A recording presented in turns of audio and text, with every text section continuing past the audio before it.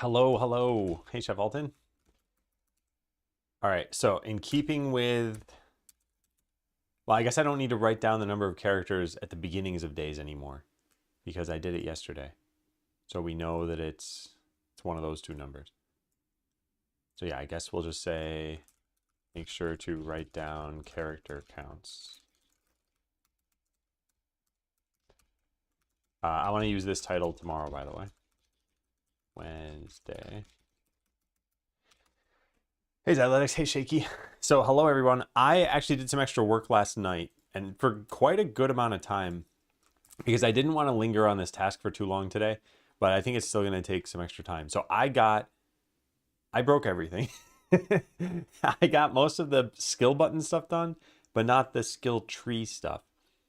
So, that's what we got to work on today. And I have a note about this somewhere. Yeah, here it is. All the trees should basically be able to provide their skill point source and just let the code handle it. I think every button essentially has to have a cost, but the default cost is 1, and the button decides how to render it, and the tree can decide what the cost represents.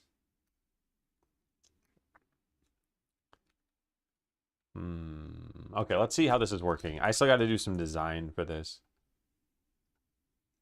So we keep track of when money changes so that we can set whether or not you can afford this. So yeah, let's write down the general things we need to do. Things that need to happen. The button needs to know when the currency changes so that it can know whether you can afford the skill. That's here. We pass in the currency and then we set this up. This seems reasonable enough. Yeah, so purchased skill button dot money changed handles that now. What else? What else? Refunding. Where does refunding happen? Refunding only happens with adventurer skills, right? Can you refund anything else in the game? No, you can only refund all of the skills at once. But the only place you can refund individual skills is in the adventurer thing. So where does that happen? I think it's tried to remove point. Yeah, here. So we make sure you have the ability, and then we refund the point. Num skill points allocated change, and then tell something. Yeah, so the tree takes care of that. Okay. So player ability tree is already the root of everything. And skill button base. It doesn't have any costs here. I think it's going to need cost.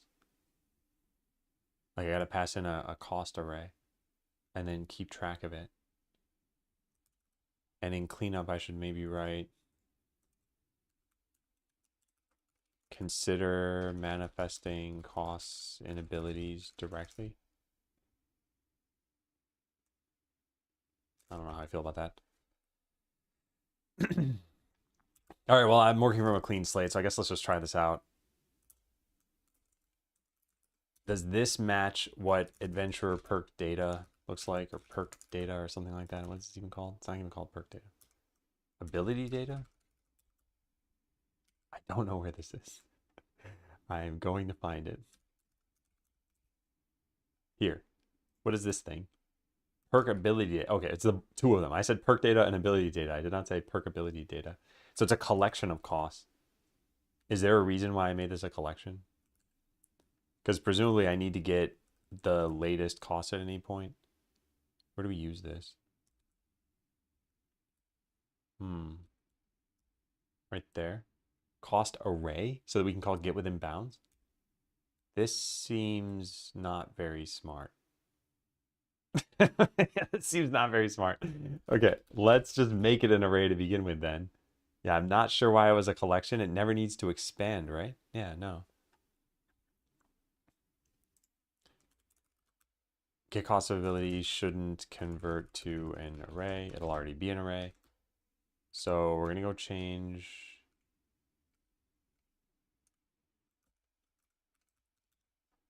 Where is it? Perk ability data.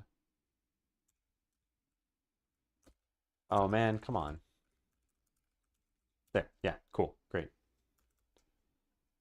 So we're going to change this so that it is just an array of longs. And that's probably going to break everything. This is actually one of the cases where I don't like this spread operator because it kind of masks that there's unnecessary work to be done, or that there's unnecessary work being done. So here, we have a long array here, and we're spreading in what used to be a collection. So this is necessary to convert the types. But now I can just delete this, and nothing would have ever indicated that I could do that because I use the spread operator. It's not make or break in this case, but yeah, it's extra stuff happening. And now we don't even need to do this. We could just do that. Well, that's also kind of pointless. Okay, so that part's been done. And now each button that we ever do needs to take in the cost. And that technically, this would be perkability data that is taking in, not just costs.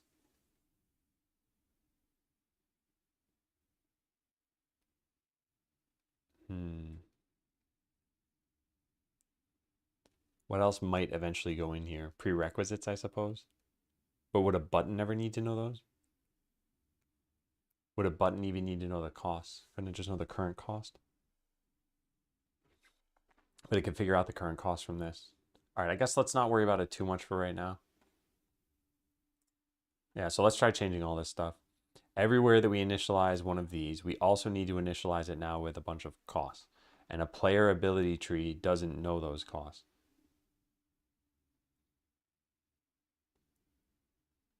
Oh man, this is bad.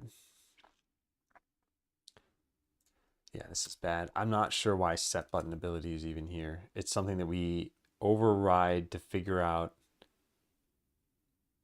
different money sources. Wouldn't we do this on the entire skill table? Yeah, money changes on a button right now, but I think it should be set in the skill table. And we override this in one other place right here so that we can set this once. This is in base perks tree. What is this used for? Costs some kind of currency, but not necessarily gold.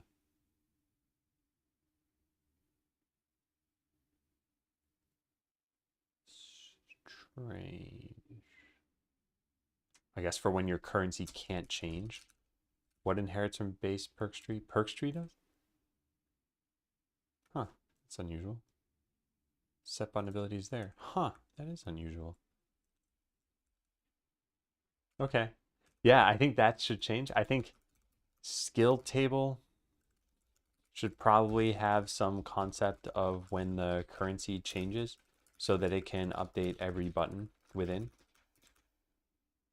Yeah. Okay, this is going to be a lot smarter in the end. But I do have to wonder, suppose you have two options. You have like bad code that you can write, and it's going to take you, let's say, 2 hours. And you have, let's say, great code, and it's going to take you 8 hours.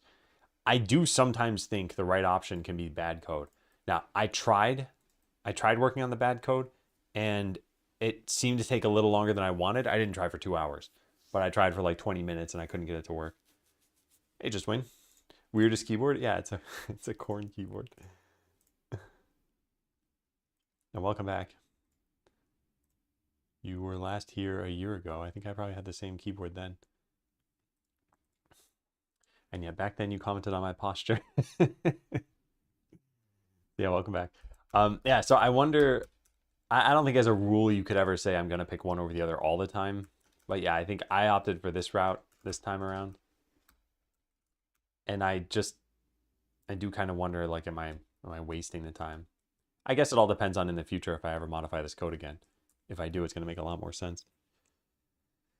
All right, well, the part of the issue now is getting these costs passed in, and init is called from all over the place. So if I just try building this, I think there'll be 3 errors, which means it's being called from 3 locations. Yeah, 3. The what if theory. That's it right there. So skill table. Yeah, I think we would need to pass in what the costs are to all of these things. What about this? Add skill button. This is for meta perks. Yeah. Okay. Let's do that for now. Sure. I'll bump this into the realm of the caller.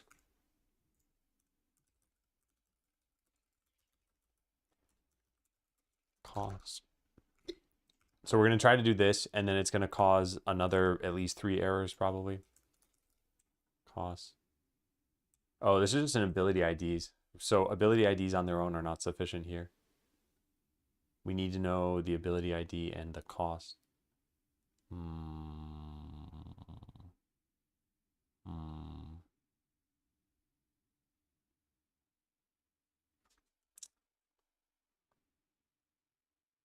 All right, I guess let's do that. So a read-only list of ability ID and a long. And then get both those things.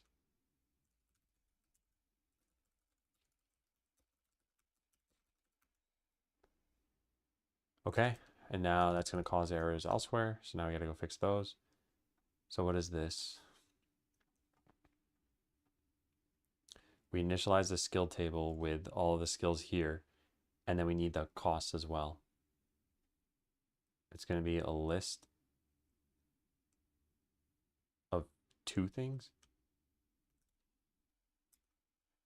Maybe I should make an intermediate class for this,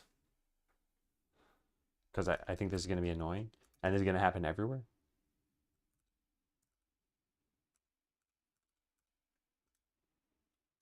Add skill button. So here we need the cost. I guess that's in perk ability data. Yeah. Okay, so that one's easy. I guess let's fix the easy ones.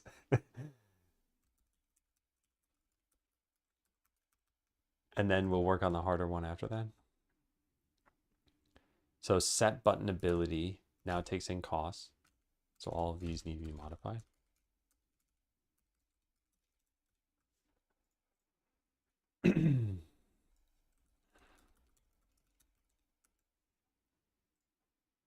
What do we have here? Add skill button.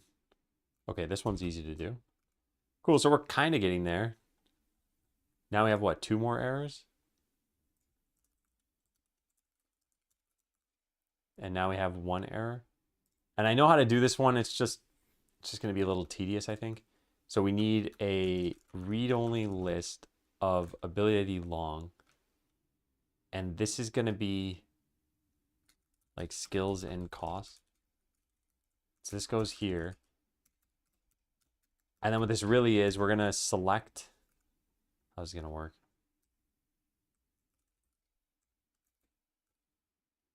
I want the ID and then a cost of 1. And then we delete that. All right, now what is it?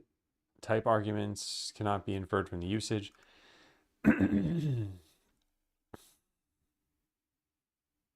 Really? Seems incorrect. Oh, no, maybe it's not that. Maybe it's here. This needs to be like new, long, curly brace, something like that. Although I don't know how that's possible that it can't get what this is. Maybe I'm messing that up. Cannot implicitly convert type, ability ID long. Oh. We need a to list now? Okay, so was this necessary? Can I set this back to just that? It was necessary. Huh. Okay. I wonder if I also could have done it this way. Long.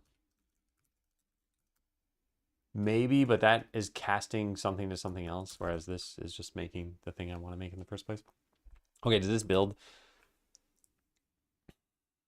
So now buttons have a cost, but I never use them anywhere. And it doesn't build because there's a problem here. This needs to know the cost as well. This is unlockable perks tree. Oh, here the costs don't actually matter. I guess 0 would even be fine. Yeah. Because you can't add to these. It's technically like not applicable. It's not really 0. It's interesting to me you view something as wasting my time, specifically for something I choose or want to work on. I rarely find myself considering that view. I understand you have your own internal deadlines, do find that part a bit curious, at least when talking about systems you want to add versus running off with some scope creep. Yeah, I think it's probably clear from what I was talking about earlier, but yeah, imagine there's some like, I need to add a button to this UI, and the UI is in some like massive hierarchy. It's like, you could just break the hierarchy and add a button. It's not like correct, but takes 12 seconds. Or you could re-architect everything to try to figure out like, where should this thing go? And maybe this is pointing to bad design in the first place, and you're like, okay, well, let's go fix the bad design. So it's that thought that I have of, is this responsible to do? Because I have worked on projects before where it's just a constant battle against code quality, and the product never moves anywhere. So it's like your code could be theoretically flawless, but if you're never really making any progress, then no one will see what you're coding. So there is, I think, always a trade-off there. And I am willing to put in the time for this now. I've already spent a bunch of time on it. It just does make me wonder, should I have cut another corner and just like, whatever. And I think for games in particular, I don't know why, maybe this happens more with games, but I've read enough about how other people have, oh yeah, we had to commit these terrible coding sins just to get our game out there, but hey, in the end it worked, and some of those bugs that are created as a result of that actually become like a beloved part of the game sometimes. Like backwards long jumping in Super Mario 64. Although I don't think that was due to trying to cut corners. I think that was just due to an accident. But yeah, I'm at least committed to doing this now. I'm not lamenting it as much. I'm just questioning it. Okay, so I believe this built, yes. And now we can try clicking stuff. Yeah, so this works by virtue of the tree knowing what's going on here. And then this hopefully works. Yeah, and then nothing else is probably going to work because I broke a whole bunch of stuff. But at least for now, buttons have costs. They're not being used. We now need to use them. So purchased skill button takes in how much money you have and checks the cost. Where is the cost currently? We set this through here. Skill button base has them though, right? I never saved them? Oh, I never even saved them. I literally do nothing with them. All right, well, these can be public. Public, long, cost, get private set. Okay, set these here. Then in purchase skill button, we don't need this here anymore. And this has a setter. I don't know where this is ever used. Right there. Update skill button cost. Why is this being done? Because what, you can level up or something? Set button ability. Something needs to know what the level is.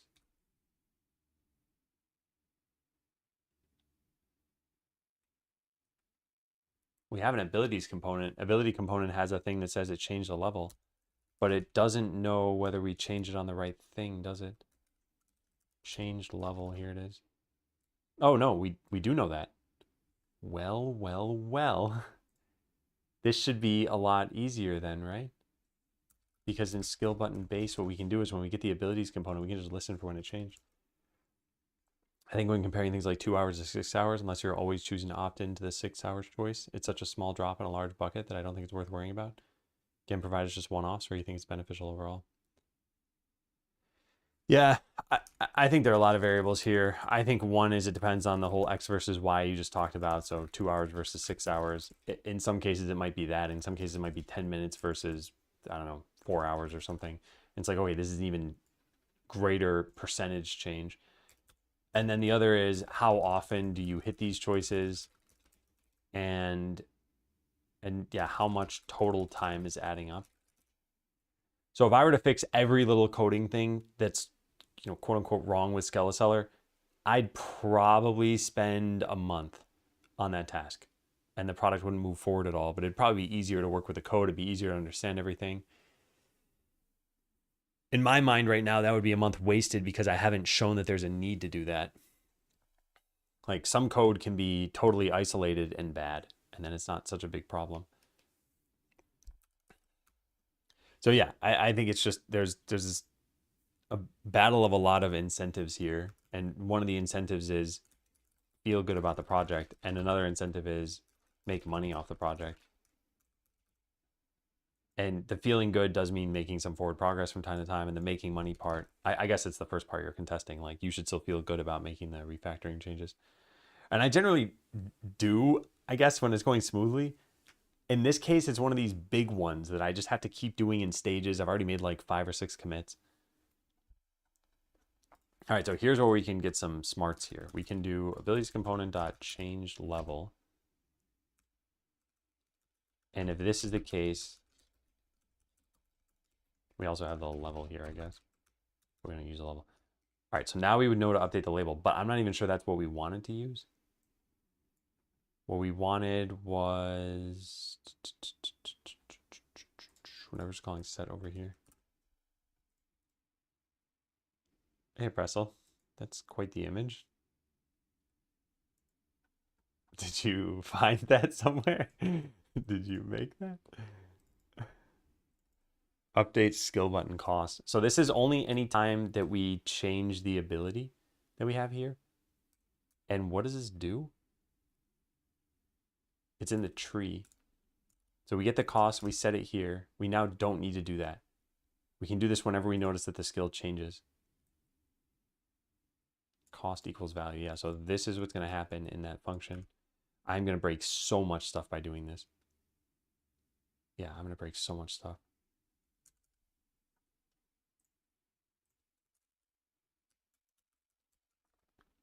So now we need a way to get the current cost.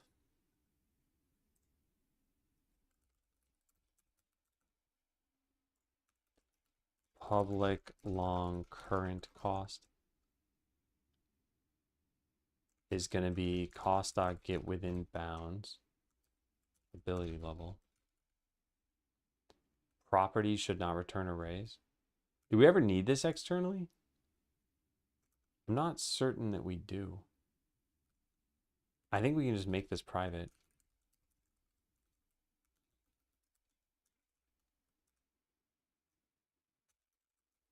And then rename this. And then move this up here. Googled hi John and copied the first link. Gotcha. Okay. I shouldn't trust these things. Not a lot of vetting going on. How's it going, Pressel?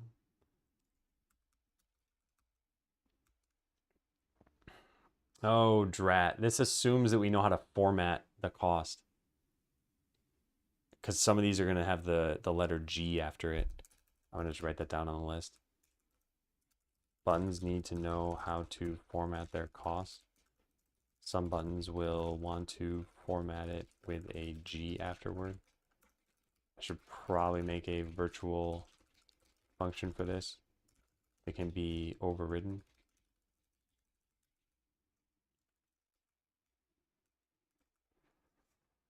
All right. So I just created another massive amount of errors, right? So this is current cost. Stressful day. Unstress myself by completing stress causers instead of stressing about them. Also, that link isn't real. Oh, yeah. I figured, yeah. I figured the latest one isn't. Also, funnily enough, what does it even link to? Yeah, https://hi-john.png. If it had gotten the slash in there, it might have been like a Twitch thing, but yeah, kind of funny about that. By the way, I watched Idiocracy again. I think it's a good enough movie. It's fun to watch. But one of the things that threw me off, I'm like, I recognize there are machines that are voiced in the movie, and the voice is the voice of SpongeBob. It's Tom Kenny. I'm like, I know I recognize this from somewhere. It's kind of crazy that you can have such an iconic voice that, yeah. I don't know how many people probably watch the movie and recognize it as SpongeBob, but still. There's another guy who I like his voice. He plays Master Shake on Aqua Teen. Aqua Teen, Hunger Force, IMDb. Dana something, I think is his name. Dana Snyder. Uh, he's got a very characteristic voice. And he's also in, what else is he in? He's in Venture Bros too, as the alchemist. One Finnish actor, famous soap opera actor, who also voiced Winnie the Pooh. Hard to unhear. Yeah. Yeah, and then a lot of the old cartoons, there weren't that many voice actors. They were just really, really, really skilled voice actors. And they would do tons and tons of voices for so many different things. I think that's still kind of the case with a lot of these people. And even within a show like The Simpsons, there would be voice actors who'd voice like 4 or 5 characters. I always wondered, how do you remember how to make a voice? Like with any physical action, you could potentially write instructions or record yourself doing it. But recording yourself making the voice isn't an instruction on how to make the voice. It's just what it needs to sound like at the end. Anyway, pretty crazy. I'm interested by voice acting. I'm very bad at acting, and it's the kind of thing I don't think I'll ever try to get better at in my life. And voice acting requires some acting. It's not just making a voice. All right, we have the current cost here. I'm saving off the ones from the base. We update those. So now I need to go change every other class where this stuff happens. So most of the things in here, I guess. How much SpongeBob have you seen? Maybe like a season or two, maybe 3. Nothing new. When did SpongeBob start? Yeah, it started in like 1999. And I guess they're up to season 16. Wow. Okay, never mind. I didn't realize it was that long running. That's kind of crazy. I feel like every show that runs for more than probably even 7 years, maybe even more than 5 years, will have some kind of tonal shift in it at some point. I'm trying to think of The Office. I think was what, like 9 seasons, and it kind of goes all over the place. The characters all become, there's a trope, Flanderization, I think. Flanderization. Flanderization. Process through which a fictional character's essential traits are oversimplified and exaggerated. I think this also tends to happen a lot in TV shows. It's like it starts off and there's a kind of quirky character, and then the quirks start dominating the character. That was always on. I liked SpongeBob. I thought it was a good show. I don't know what it's like now. I also really liked The Simpsons back in the day. And I have seen some newer Simpsons. Every once in a while, I'm on a plane, and one of the shows they have is The Simpsons, and it's like, hey, check out season 22, episode number 6. And I watch it, and I'm like, I just don't feel like it has the same charm. All right, so none of this is needed now.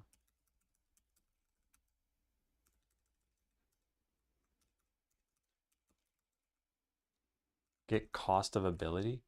I don't even think we need this anymore, right? Get level. This is just going to be to get the button. How do we do that? Skill table dot get ability.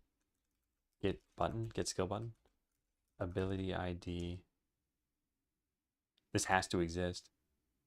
Dot current cost. And now we don't need this either. Wow, neat. Hey, Luna. The more you see his point. That's another funny thing about a lot of shows. There's a kid viewpoint and an adult viewpoint. I think really any show that has kids on it and you see the kids' viewpoints, I think you will probably change as you get older and what you commiserate with. Yeah. One of those shows that no matter how bad it would get, people would still watch it because they've been doing it for possibly 30 years. Yeah, but okay. I gotta say, it's not like I know a lot of people who watch Simpsons now, or if I do know them, I don't know that they watch Simpsons. But there have to be people enjoying the show. It can't be that everyone is hate watching the show and it's still on the air. There have to be some people that's like, well, it's not like it used to be, but it's still funny. I still laugh at it. Because I do feel like a lot of people just kind of pile on and they're like, wow, nothing's worth watching after season 10. But yeah, they must be enjoying it. I wonder how the voice actors feel. So you can add a skill point if the cost is the right amount. Okay. Maybe we should have a get cost of skill. I don't think that's necessary. So this isn't needed anymore. This isn't needed, hopefully. Let's try running this, see if anything's working.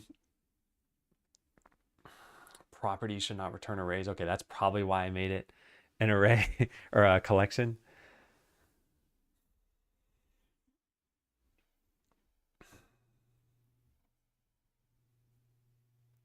Technically born before me was somehow still a baby.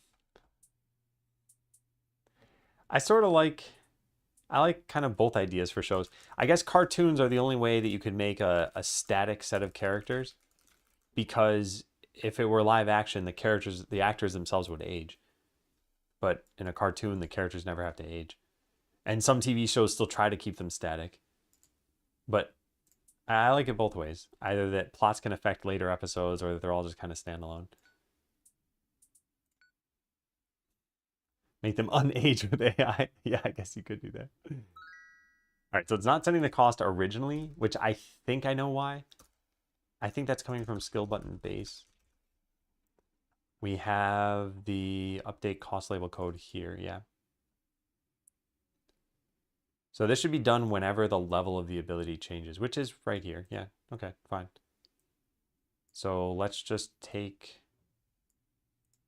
Actually, no, we should just say update cost label and put this down here. Hey, Karada, thank you. Oh, this code is going to be so much clearer after we're done, but I'm worried there are going to be some bugs. Thankfully, we're far enough from launch where we can figure out what all the bugs are from playtesting. This still isn't working. Oh, right, because I never called the function. Ugh. Init. There's update label. There's no update cost label. And now this isn't working. Great. So we got to call update cost label.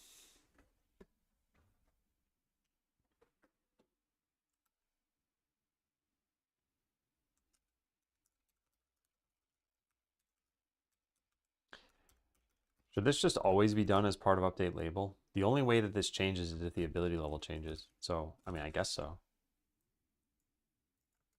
This can be called from here. Because eventually we're going to override this.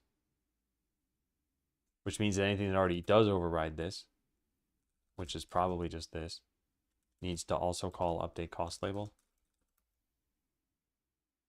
Inaccessible. This is going to be virtual at some point. Yeah. Gonna go gym in. All right, take care of Pressel. Have a good one. Hey, Sikog, do you have any ideas for possible next projects? Yeah, I do. I've kind of talked about it before. It's going to be like a single player puzzle comedy game. What was the issue I was going to say about this? I have not done any market research about would people actually want to play this, but I think it'd be fun to make, and I think it'd be very unique, the thing that I'm thinking of. So I have an idea, but here's what I'd love to do. If I were to orchestrate my own life, like I'm choosing my fate, here's what I want to have happen. Q1 of next year, release Skeleseller. Then, obviously, I'd like it to be a success. It's a success. We sell a bunch. I support it for X amount of time. I think I'd probably want it to be about a year, maybe. And then, I don't know, maybe hand it off to someone else. And then take a break where I plan the next game and then start working on the next game. Something like that.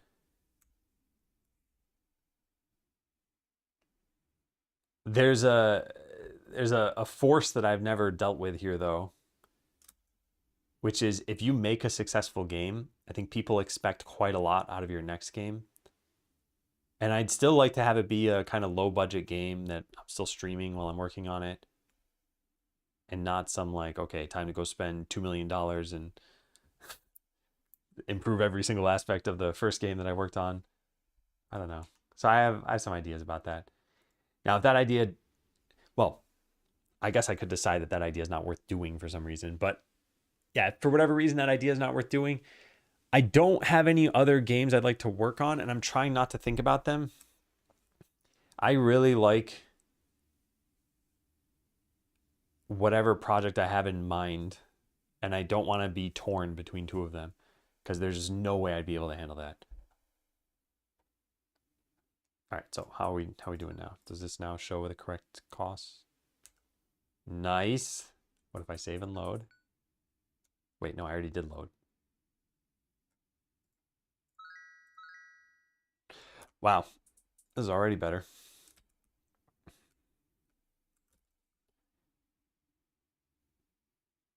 Okay. So yeah, we need to put a suppression here. What will be your metrics for calling this a success? Do you have a sales target or similar? So I think success is honestly, there are tiers of it. So there's the most basic form of success is at least like making more than the game cost. I think this is practically a guarantee. I can't imagine the game's going to make like $0. But the actual levels of success are probably more in the range of like, yeah, probably more than $300,000 of revenue. Because the actual cut I would take from that would be about 150,000. It will have taken 2 years. Even that is like, if I were to take all that money, that'd be like double what minimum wage is, which is kind of weird to say, but like Seattle minimum wage is pretty high. It's like $20 per hour, so you make about 40K per year. This would be 75K per year. And those are not all the costs. I'd like to pay the team out of whatever the revenue is too. So yeah, I think it'd probably minimally have to be this. Now, in order to make that much, it's basically 300,000 divided by 15, which is 20,000. So there has to be 20,000 sales. I don't know how likely that is. I don't think it's in the realm of impossibility. But like the number of wish lists we have right now is probably about what, 8,000 or 9,000. So we need more than double that to convert. Which most metrics say wouldn't happen. So it all depends on how the marketing goes and everything.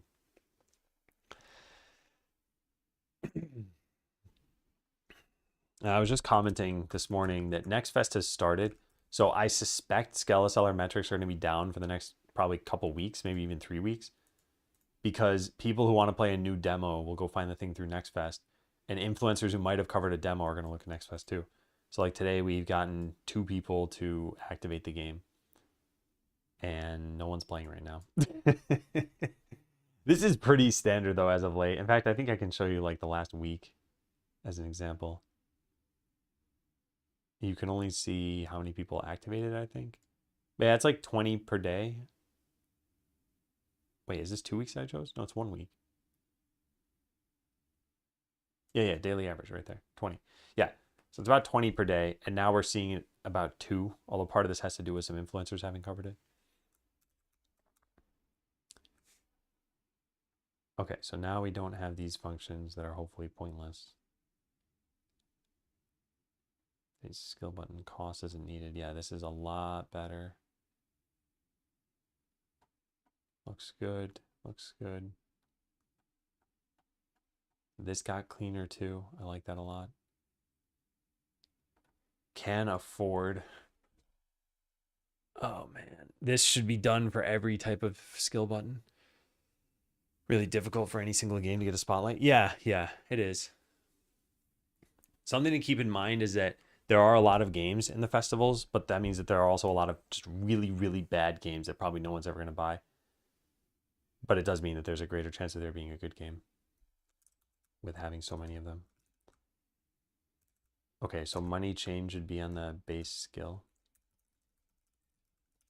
Move from purchased skill button to skill button base. It should probably be renamed to like currency change and have a comment for it. How is this even showing gold, I wonder? I don't know how that's happening right now. Oh, it probably isn't showing it. It isn't. Yeah, there's a coin symbol. Oh, we never wrote G in there. Okay, that's fine. I think it's clear that it represents gold.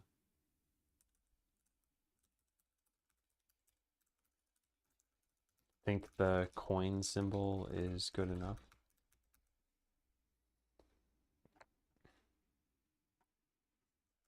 Anything else we need for this?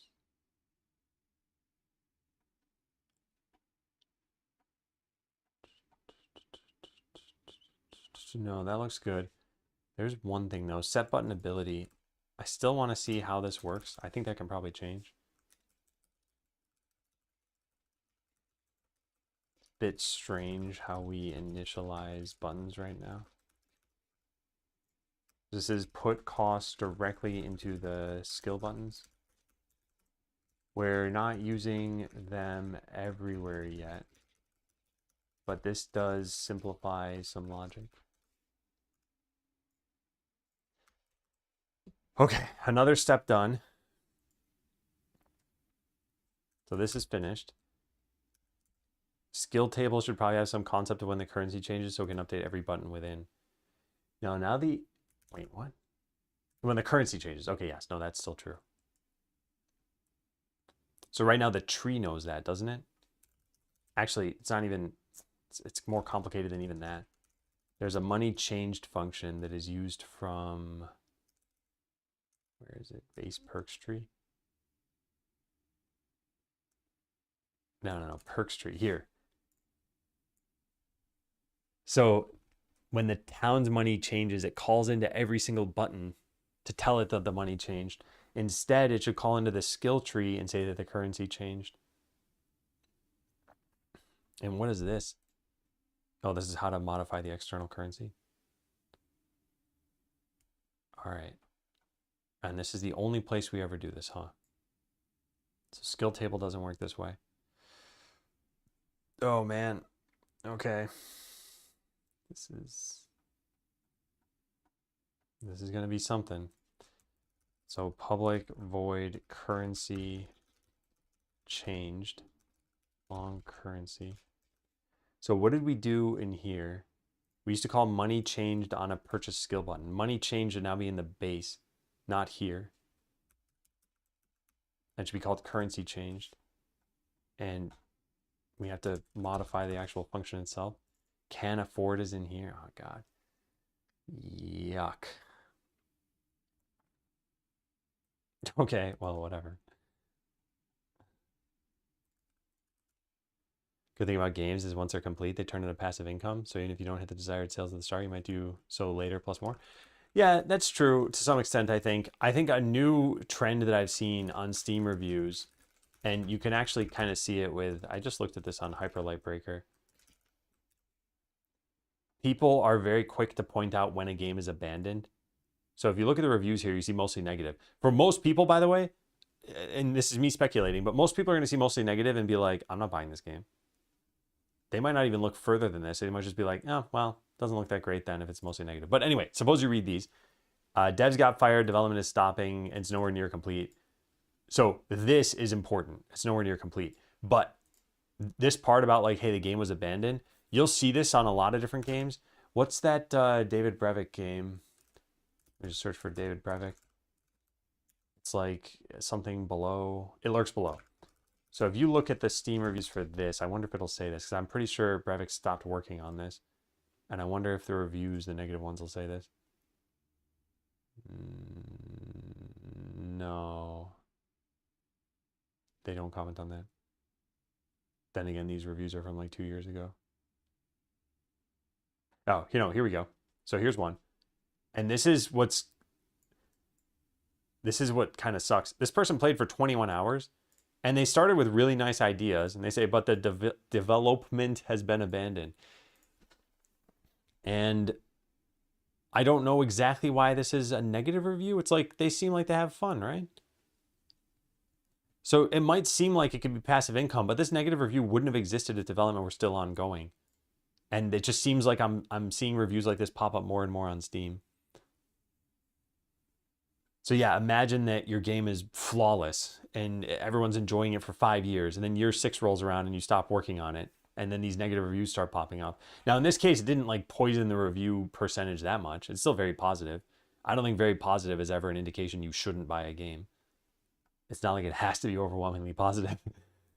But yeah, mostly negative is pretty much an indication you shouldn't buy it.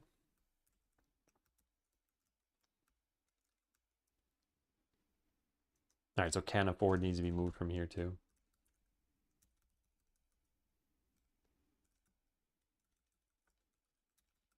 Can afford could just be calculated though, right? Why do I even do this? Because we don't save the money around. Okay, I see. What the last known currency was. We just save whether you could afford it. I should probably write that down here. The button doesn't know how to fetch the current currency amount. So when we're told what the latest amount is, we cache whether we can afford that amount. Whether we can afford the cost, not that amount. All right, now I do this inside of update label. This means that it should be calling into the base. I guess update cost label should probably do this. Do we have any other problems here?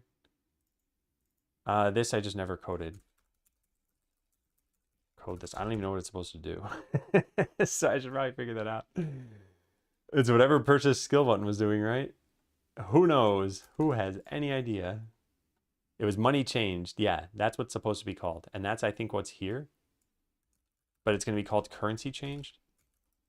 Money changed currency.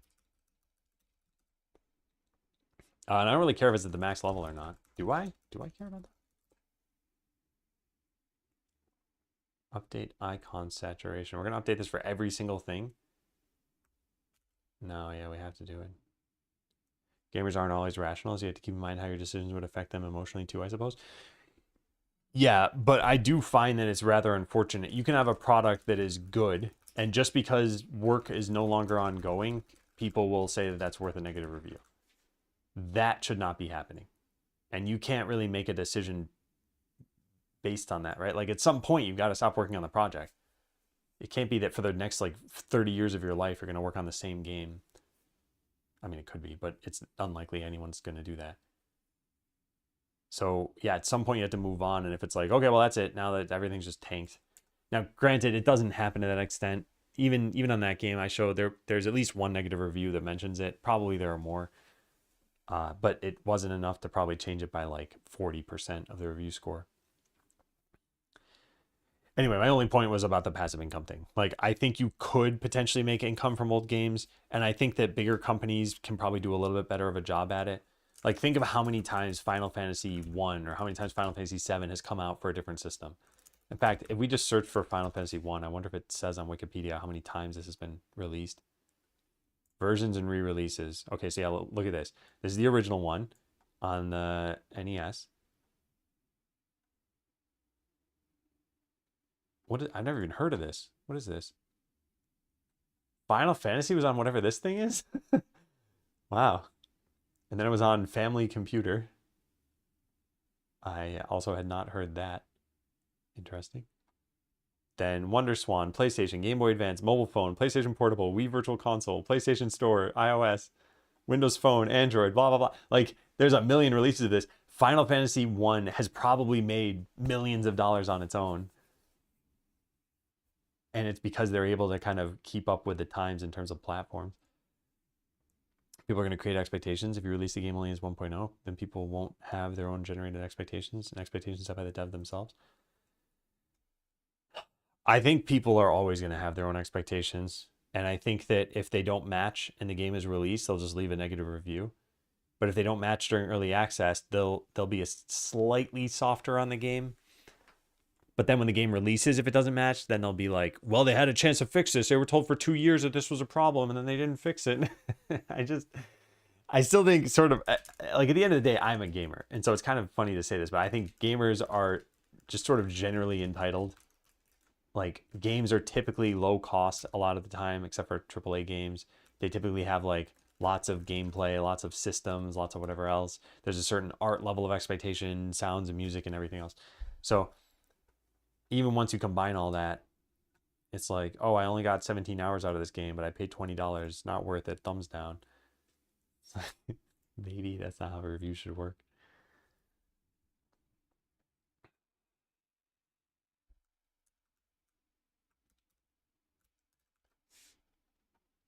All right. I think we've changed this.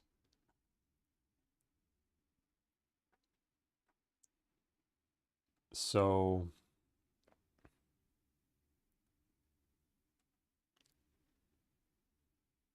let's change this to be currency changed and change this to currency too, I guess.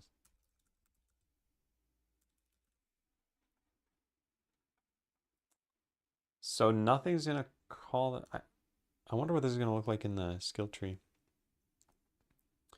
These reviews aren't common from my experience. If the game released on Steam is a complete release. Yeah, I need to look at the stats for this sort of thing because it's just my own sort of personal anecdotal experience that I've seen more and more of these reviews show up. Now, granted, I don't know the correlation between early access and just launching. So it is possible that it was like, well, they just launched and then they seemingly abandoned it. So yeah, it definitely could be that way that you're saying.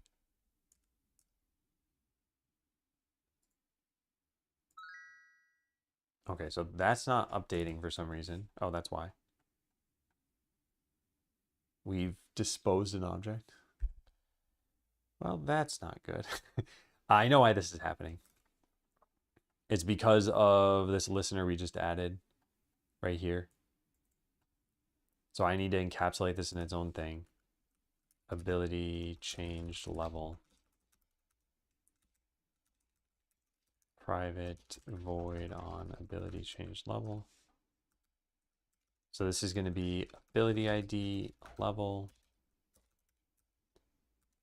And this way, when we dispose the button, and we don't have a dispose right now, but we can add one.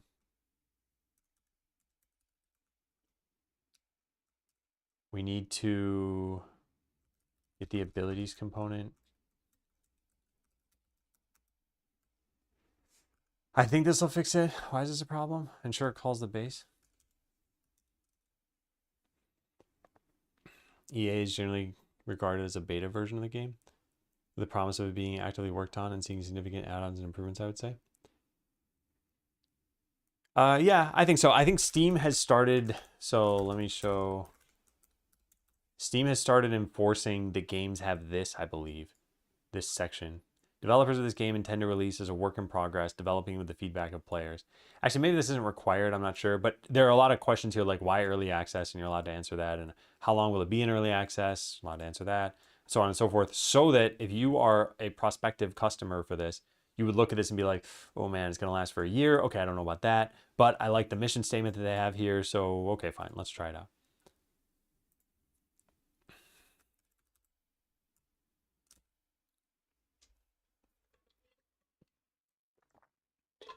See, I think Valve is trying to do what they can to make it so that consumers aren't upset, they aren't refunding things. This is a shame. This is a crying shame. So we never initialized this? Or what? Yeah, we never initialized it. So dispose is being called without init being called? How does that make sense? Then they add a refund option if it's been abandoned? I remember seeing something like that. I'm not sure. I don't buy a lot of early access games. So we initialize this here. We initialize a bunch of these things. So we must be getting the ability IDs of these.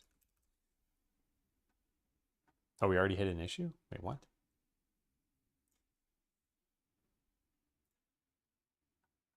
Yeah, we already hit an issue with this.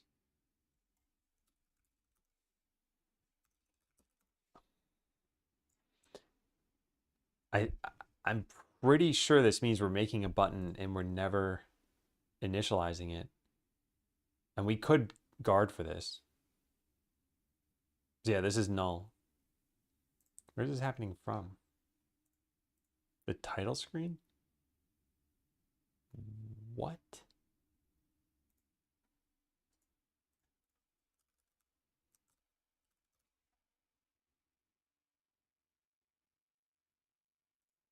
Load the title screen. Is this because of our caching thing that we have? Like, is resource loader involved here? Or resource cache? I think I just need to work around this. Yeah, I don't know what's going on there. All right, let's just check this. So if abilities component is not null.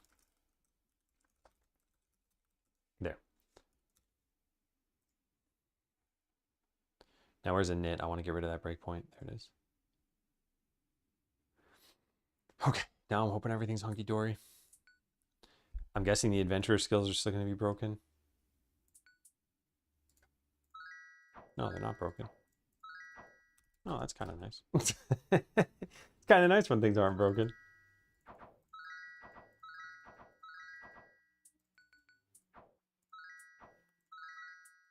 Yeah, neat. Oh yeah. I remember that. Yeah. If the developer doesn't provide an update, you can see a note here at the top. The last update made by the developers was over 16 months ago. Information in timeline described may no longer be up to date. Whoa, overwhelmingly negative. Abandoned project.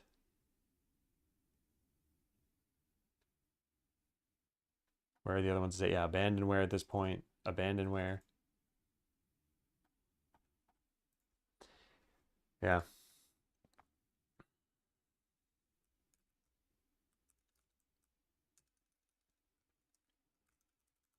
Okay, how we doing? This is done. This is done. That part's done.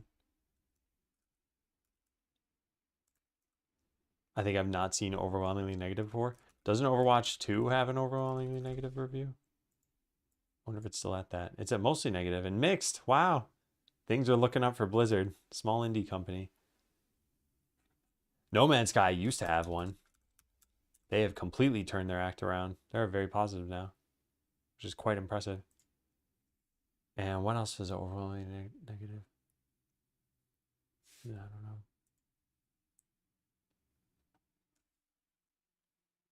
Hey again, Dad Walking. Never understood why it was a 2 and not just a patch or expansion. I'm not sure either, but I didn't really follow anything with Overwatch. I've never played it. What's funny too is I ended up getting into the finals, which is an FPS. So maybe I would like Overwatch now, but I'm probably not going to try it. I'm not a 2 FPS kind of guy. I'm a 1 FPS kind of guy.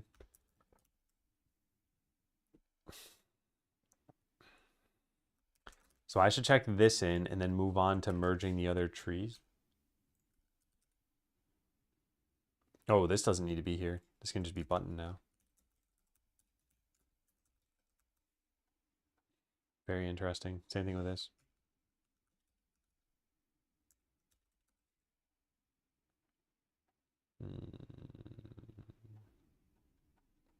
Oh, and I wanted this skill table to expose that. Oh, it does expose it. I just didn't use the new stuff. Okay, I gotta change this still. Let me write this down. Need to call money or currency changed on the skill table, not the button directly.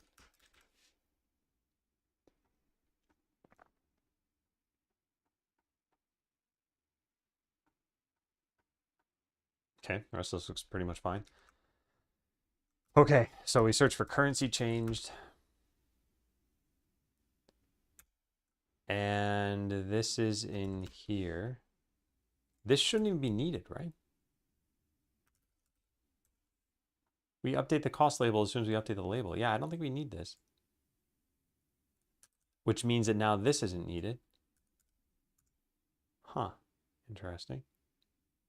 Hey, Hef. Attributes so much since TF2 days. I never really played past the beta. Man, you know, another thing that's kind of interesting. There's a whole category of games you can enjoy pretty much your entire life, and the game won't ever, like, it won't change, and you won't change enough that it'll matter, like chess.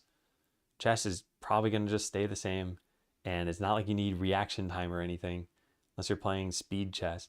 And even then, you can probably still do it as like a 70-year-old person. But FPSs and reaction time, human reaction time degradation with age. I wonder if there's some like chart or something. Age and reaction time. Peak performance years.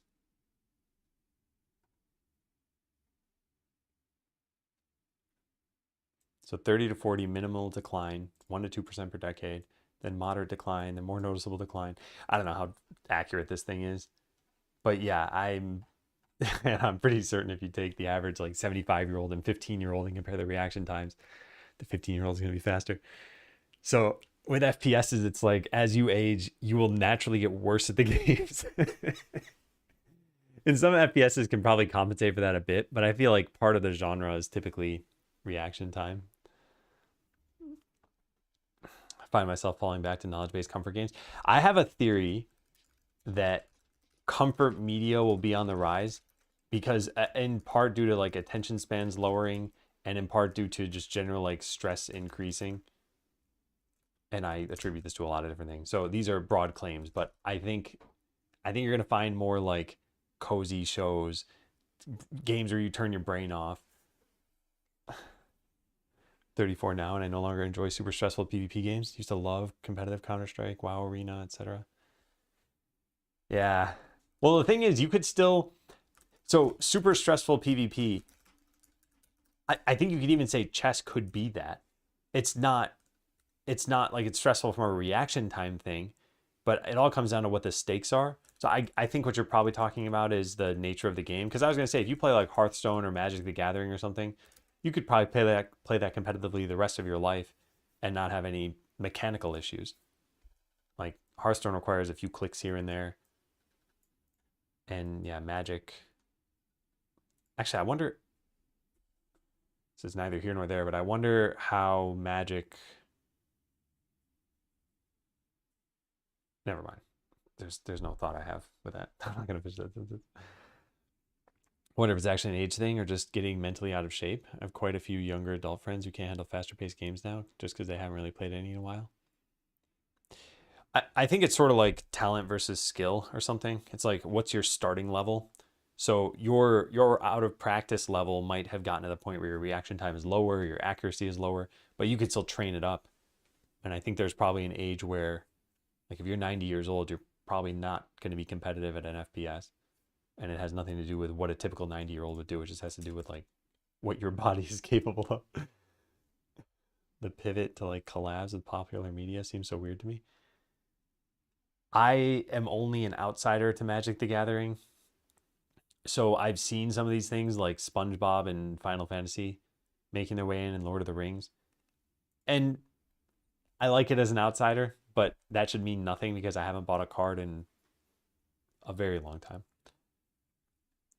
I don't necessarily play cozy or simple stuff. It's more that I play stuff that relies more on knowledge and understanding the reaction of micro. Yeah, I see. Yeah, I got caught up on your comfort games part of it. But yeah, that doesn't necessarily mean cozy. And even, I guess I'm still playing Slay the Spire Downfall. And there's a lot of thinking involved in this. And I have a threshold for this.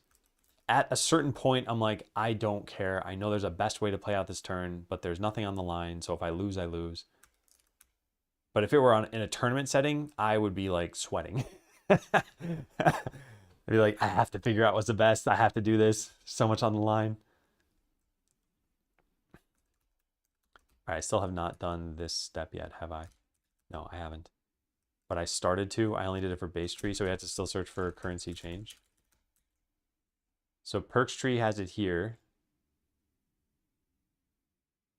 Wait, didn't I delete that from base Perks tree?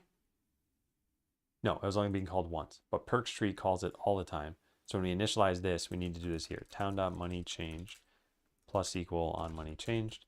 And this needs to call currency changed.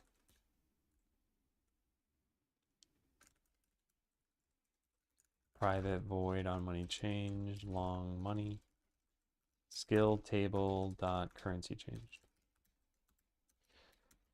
Nice. Okay, we're getting there. Any other ones of these? No, that's pretty much it.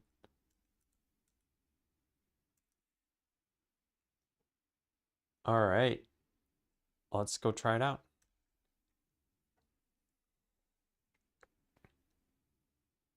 I'm a burnt out programmer thinking games aren't it for me.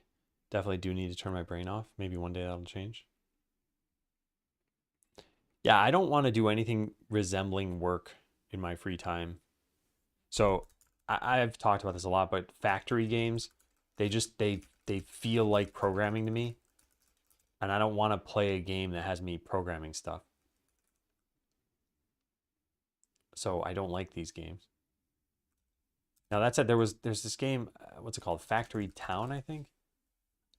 Yeah, this felt pretty casual. I think I enjoyed this game. This is like harvest trees and stuff, and you got conveyor belts, but it's not like a mega factory. And I wonder if this has to do with the same thing with idle games, where there's like a giant difference between the floor and the ceiling of efficiency. This didn't seem like it had such a huge ceiling, so your bad town could still be doing pretty well.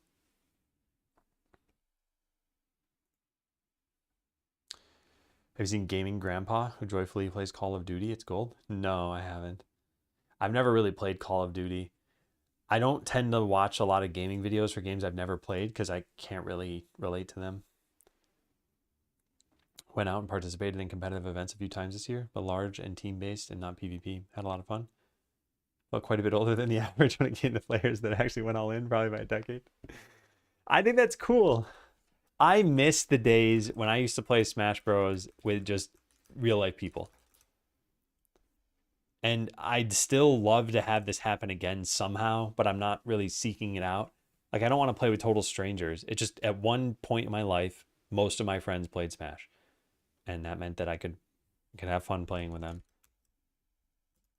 And now the ones who do play Smash are not located near me.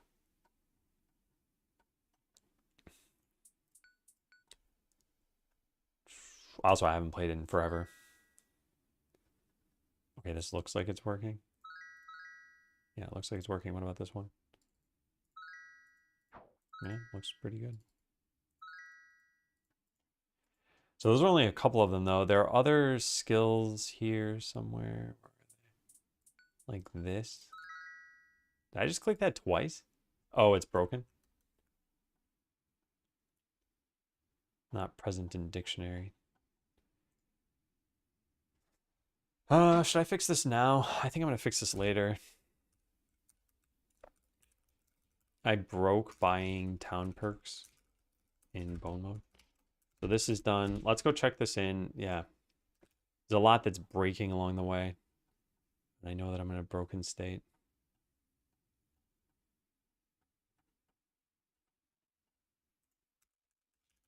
Change how money changed works. It used to only be on purchased skill button, but now it's on skill button base, and the skill trees call it through the skill table, saving the need for an extra function, set button ability. Wait, I'm still using this though, aren't I?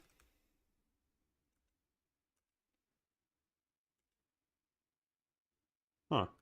It's protected virtual, but it doesn't need to be virtual anymore. And literally all it's doing is calling init. And it's not, yeah, there's nothing else. I think we can just delete this.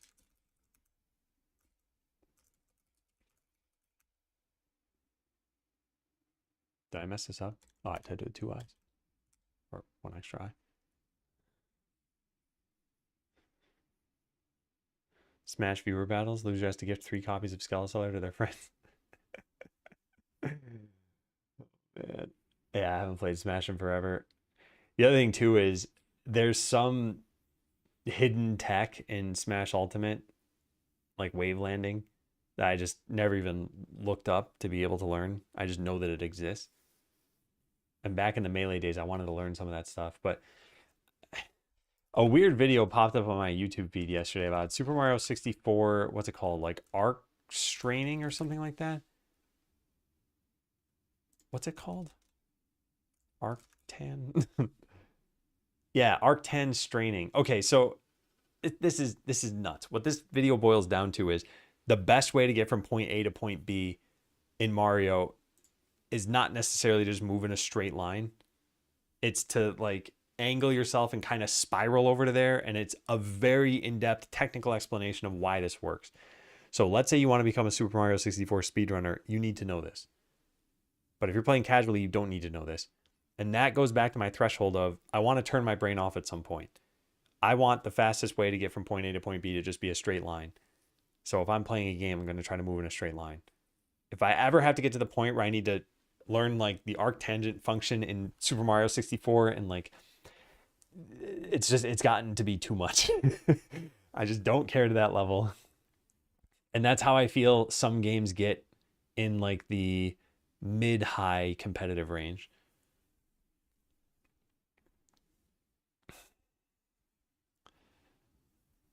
Love at the point where people are exploiting the actual math functions to go faster. Yeah, it's crazy. That video was just nuts. I don't think it was the best video in terms of editing or clarity, but it's apparent by watching it that they've learned a lot about the game. All right, so this just needs to be buttoned on init. And I guess we don't need the button being passed in. We need the ability ID and then the component thing. So wait, what did this used to say? Because I need to go get that back.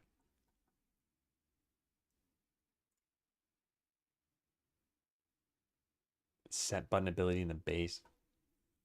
It's also called in the base. Where's that? Player ability tree. Yes, button on init ID ability components cost. Okay, so this is what we need to do in all cases. Let's go back to whatever I was coding that was bad.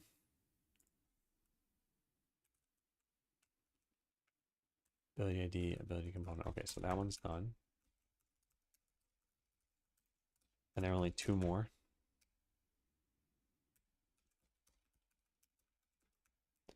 And now there's only one more. Ability ID, abilities component, 0, yeah. Wow. But why doesn't this initialize it for us? I guess it just doesn't. Euclid. It's great duality where there's a very approachable, easy brain off way of playing and also a high skill ceiling or tech way to play.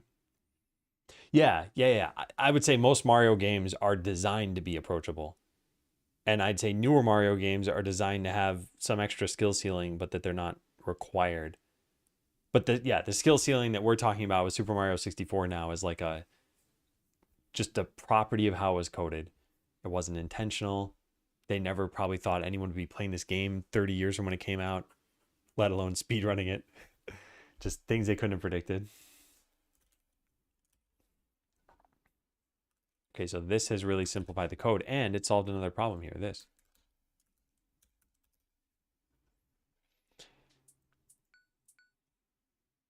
Did something break? It certainly looks like something broke. No, it didn't. I don't know why that moved then. Okay, that's looking good. Yep. Cool.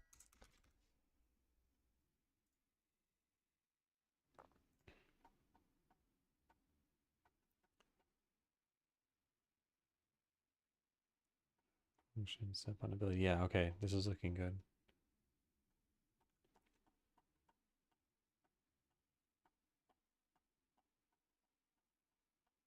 Cool. Yeah. So now all of this was leading up to merging these trees, and I haven't done that yet. And I still think that's going to be difficult to do. Base perks tree meta. No, not perks tree. This one. Okay, so let's see. What is base perks tree even doing at this point?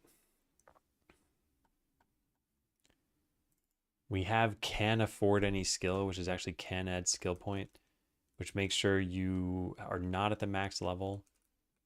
This stuff could be done through the skill table such that this function isn't needed.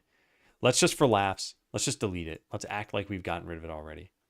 And then I guess same thing with this. So now what is this function doing? Or what is this class doing?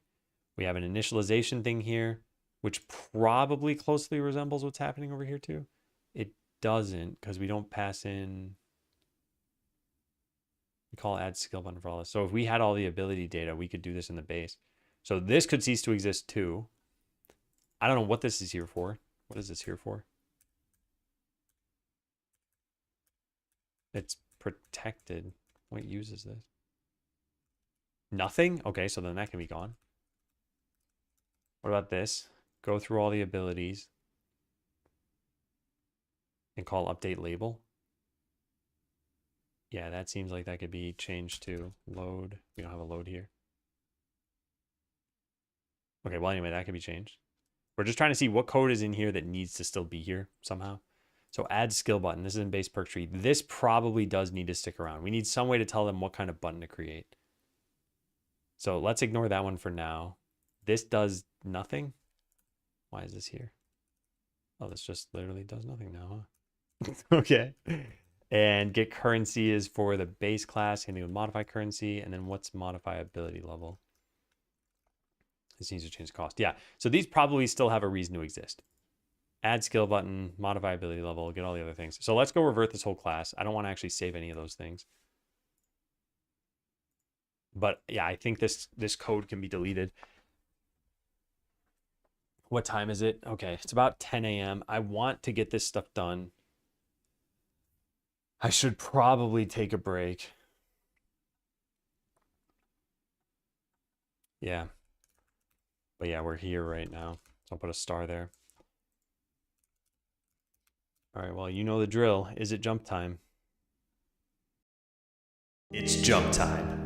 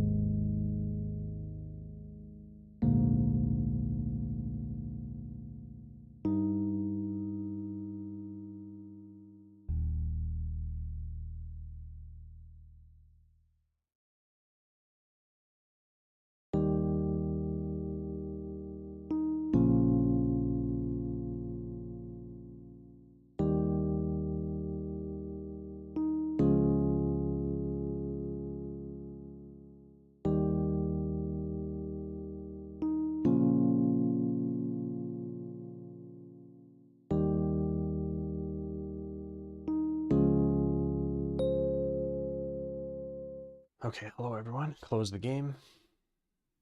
So let's get back to this. Moving base perk tree into player ability tree. Let me open this up the right way. Base perk tree. Here. So we've already determined that all these things could go away. And maybe even perks tree could go away too.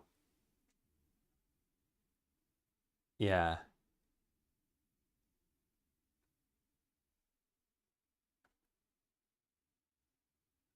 Why do we do this?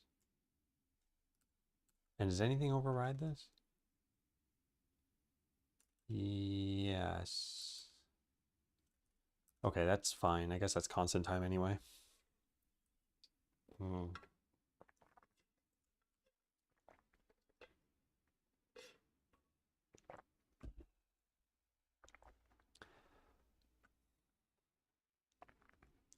Modify ability level isn't being done here though.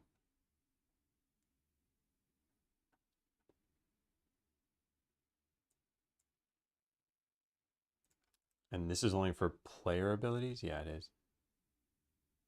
Okay, okay. I gotta be a little bit careful then. So there are a couple of, oh man. It's the classic problem of like, I need to merge 3 things into one. And do we make a new set of things or do we modify the existing one? Then things are broken for that time. Everything currently inherits from player ability tree. And the customizations come from how do we add skill buttons and then how do we...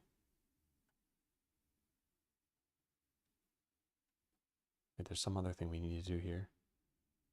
How do we add skill buttons and some other thing? This one maybe. Modify the level.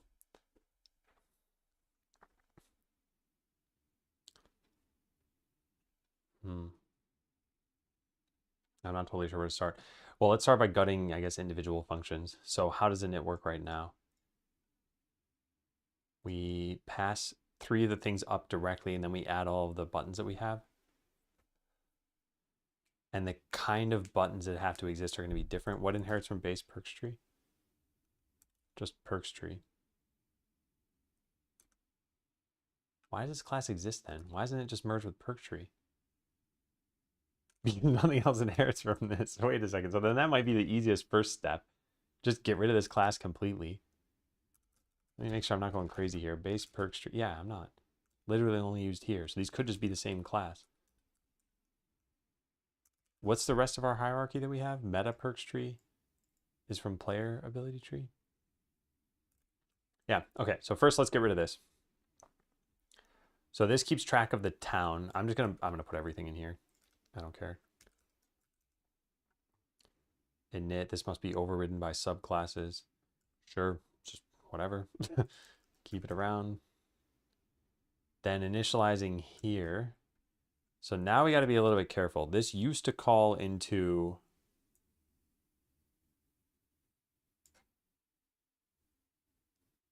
Huh, what function did I call into? Where even is that? Oh, it's in player ability tree. It's on the base that we have to do this. But that's what this was doing too. We never called the base init, so this is never used before? Hold on a second. Hold on, this is never called? Really? Huh, okay. Yeah. Well, get currency is overridden there. Modify currency is overridden. Yeah, let's do that. These are now no longer overrides. They're just protected. They don't even need to be protected, I guess. I guess same thing with these things. And why has unlocked tree? Okay, that one's virtual. Play sound. I should see play sound in here, right? No, I guess it's in the parent. Oh man, and then modify ability level. So what's wrong here? Use properties where appropriate. I don't want to modify that right now. Hey, wait on. It's called by reflection. On money change, I guess we need this, but we already have currency change, don't we? We don't.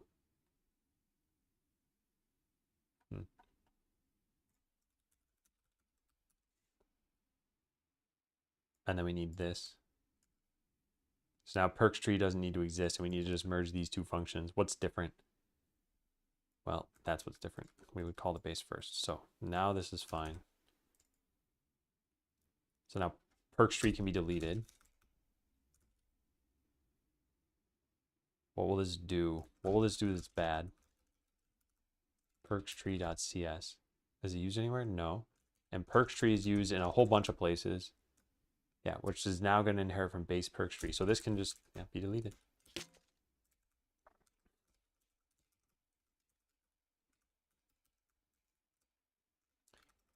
So we just change them all to base perks tree.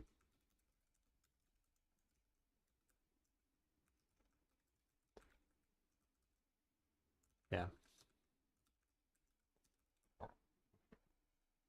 So the game should still run, and we've gotten rid of an entire class. It's oh, and then we have the difficult part. This doesn't run, but I'm guessing this is easy to do. Yeah. Atypical. Thank you. Happy Tuesday. Oh, we're getting there. We're getting there. We still need to replace all of the instances of perks tree, which shows in a few different other spots.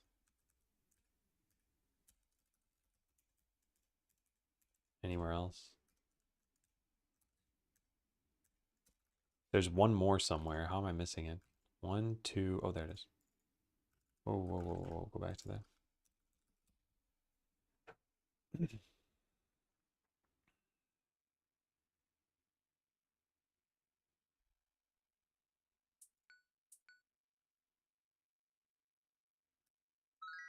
Yeah.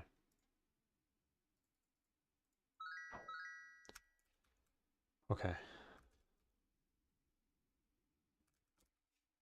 Man. All right, so this is just delete perks tree and merge it into the base class.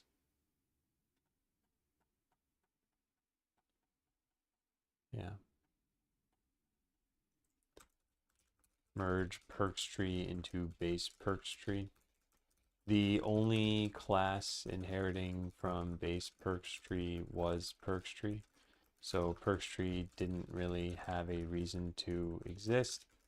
Plus, I still want to merge base perks tree into player ability tree if possible.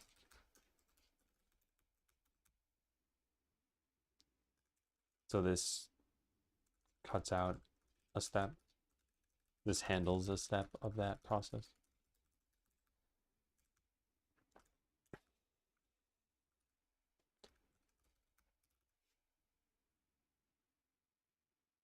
All right. So merging this and getting this all to work. Now we also have meta perks tree. Oh, which was a mess and incomplete. What we need to do is we need to have a way of making a certain kind of button. Like what I want eventually is for player ability tree to just be some base class, and anything that inherits from it can say, here's the kind of button that we use, and here are the currencies that we hook up to. And that's it. That would be great. I need subclasses to be able to determine which buttons to create and which currency to hook into. If it's gold, then we listen for town.money changed. We call town.modify money, and we make purchase skill buttons. We now have a whole bunch of things that inherit from this, right? Skill button based.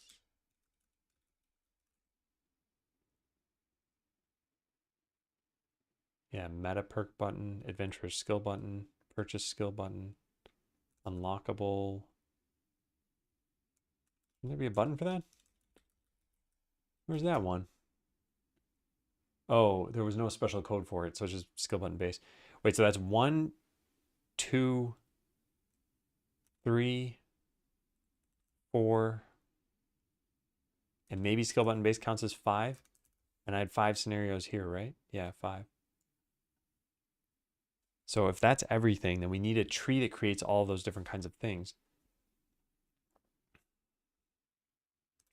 So I need player ability tree to be that versatile. Is it right now? It's got a skill table. That's already generic. It's got labels and stuff. I mean, I don't really care about that. Tooltip ability ID. Get ability component function. That's all pretty reasonable. That's reasonable.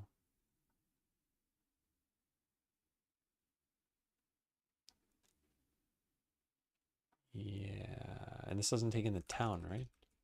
Oh, yeah. Typical jacket guy.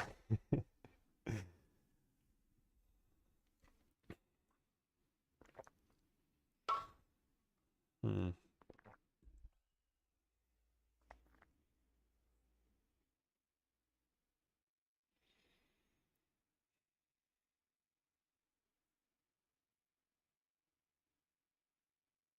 So how do we make it so you could just add whatever buttons you want? I mean, ideally, what we'd probably have here, this is me sketching this out. We probably have like a protected virtual void add skill button. No, not a virtual void. It'd be a skill button base, and it'd be something like create skill button. And this would take in some stuff. I don't know what stuff. What's it taking right now? Just the ability ID and the cost. Yeah, so it'd be something like that maybe. Ability ID, and costs. Oops. And then this would get overridden by derived classes. And then we need some way of controlling how currency works here. And again, the tree could just figure that out. It needs a way to get the currency, and it has that. Yeah, so these things just move up another class, right? And then everything inherits. No, but there's one other case here, and it's meta perks tree also inherits from player ability tree, but doesn't want all of the things from base perks tree.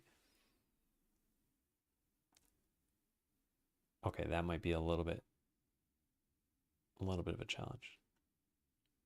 It's already overridden though. Oh man.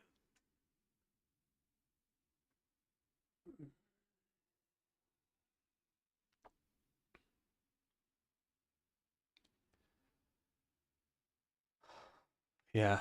Okay. I think I have a strategy for this. It's just tough, and I'm not certain I'm going to accomplish everything I'm trying to accomplish here.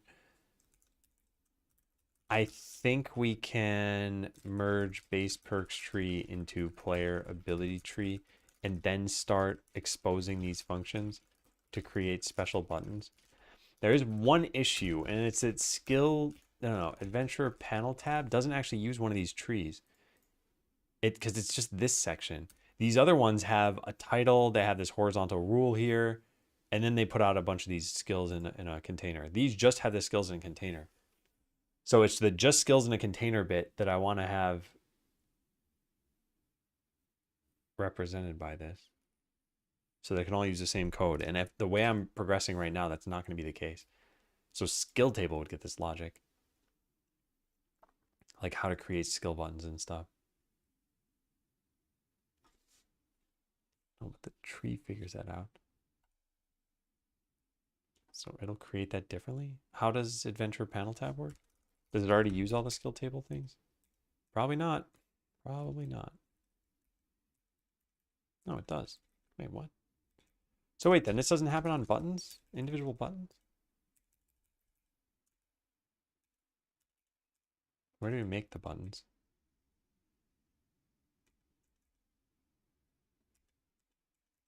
I don't even see where we make them.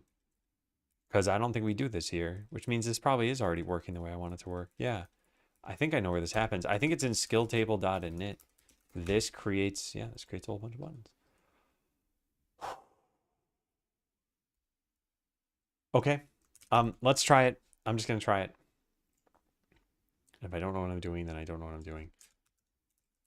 So figure this part out. Okay, so now we merge all this into there. Oh, this had a town though. Why did this have a town? It got initialized with it for some reason. For currency and everything. It's not gonna happen anymore. Yeah, no, that can't, like, we can't just merge this in. We won't have a town for this.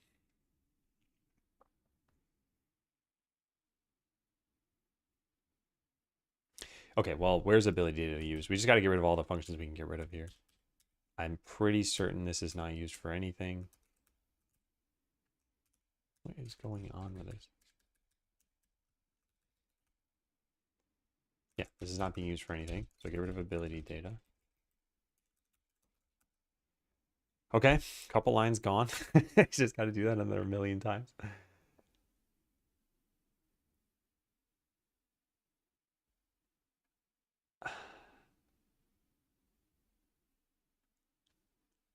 Okay, this is probably the next thing I should work on. What is can add skill point? This gets a button, checks the currency is less than the cost, but currency needs to be passed in. Yeah. I guess it'd be nice if the button had a way of getting that. Like, what if we created all the skill table with how you get the currency? That sounds like it would make the most sense.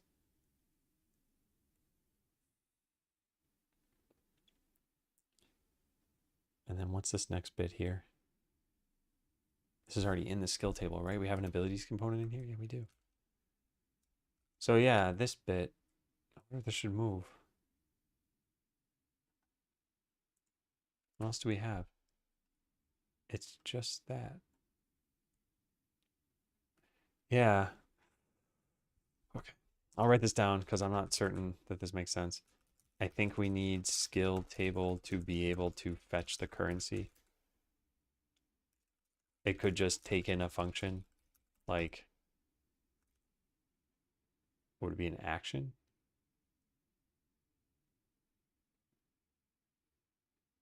Actions take in stuff. Functions can return stuff. So function, I guess. Long get currency. And we pass in this.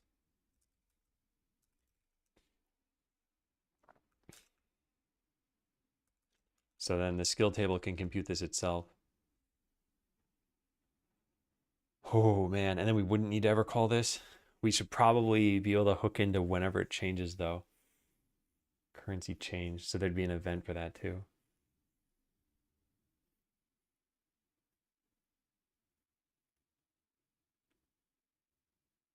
There's an action.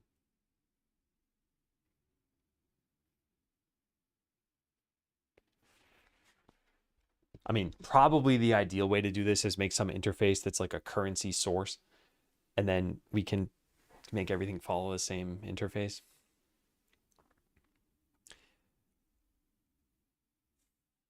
But yeah, let's back up a step here. So when you initialize this, you pass in ability IDs, abilities component, whether or not you want to hide buttons, and I guess how to get the current currency. So func long, yeah, get currency.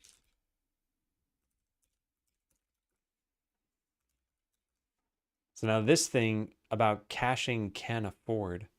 The skill button, I guess, doesn't know this. So the button doesn't know how to get the currency amount, but the skill table does. And everywhere we make a skill table right now, we need to change this.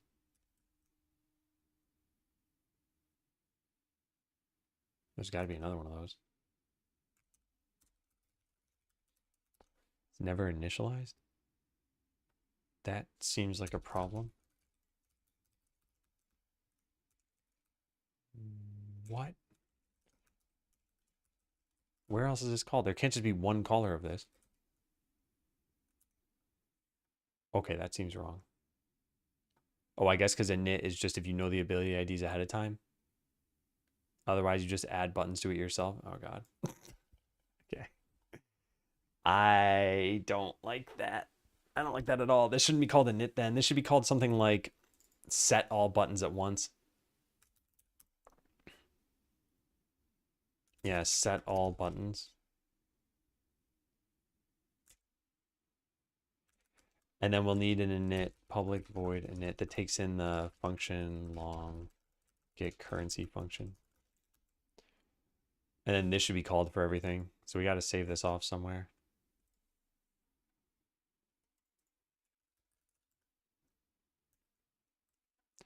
And then initialize it here. I should just be able to press tab. I'll type an underscore. There we go. Now I can press tab. All right, so no matter what, we got to initialize this thing now. And that would happen here. So skill table. Oh, no, that wouldn't. It's not possible to do it from here. Base perk tree could do it, though. Skill table dot init with dot of money. All right, so now the skill table has a way of fetching its own currency, which means that can afford any skill should now be able to go into the skill table itself. So we go through all of the ability IDs that we have, and we check can add skill point. Now can add skill point needs to be there. So that goes up here. That can be private. That's an override. Oh, this just returns true. So this is, I guess, kind of pointless. Or maybe not. I don't know. Yuck. Yeah, let's just get rid of that. Oh, man. All right, can add skill point. So we get this skill button. And I guess if that doesn't exist, skill button base, skill button. If it's null, return false. If it exists, then we can get the cost and we can check the currency. This is going to be get currency function. Otherwise, why is this a problem?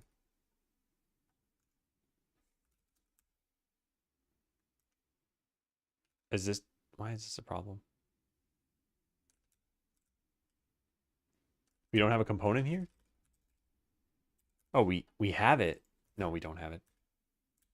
The buttons have it. I think we can just do this from the button then, right? Skill button dot is at max level. Oh, yeah, look at that. Okay, so then we can combine this into one if statement here and make this even simpler. And then we could just return all this at once. So returning this would be that it's true. So we want to return if you can add a skill point if you have at least as much of the cost and it's not at the max level. All right, that function is a little bit more understandable now. Yeah, nice. Okay, so now we broke some code. This is how it goes when we're refactoring. So now can add skill point is here and this gets overridden. We don't need this anymore, I think. This is for a particular ability. So then I guess this does just need to be public. And now what we do instead of this is overridden, which means whoever's calling this right now can add skill point. Oh God, I can't find it. This. We need to find out what was intending to call this.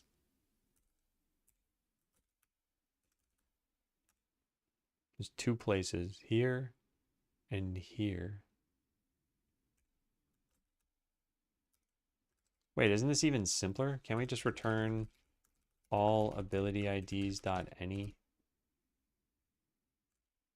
can add skill point and then delete all that code? That looks a lot nicer. Do we even use that code now? Tree dot skill table. We can't access that? It's protected. I mean, we could make a proxy function to it. Doesn't really matter. It's kind of matters. Fine. Public bool. Can't afford any skill. Yeah, done. Okay, so that fixes one of our problems. Okay, and now the other problem was whatever's calling can add skill point. This is now in the skill table. I guess we can just do that. Yeah, and I can search for this and find the other instance of it. There's this points and cost. This is not how this will work.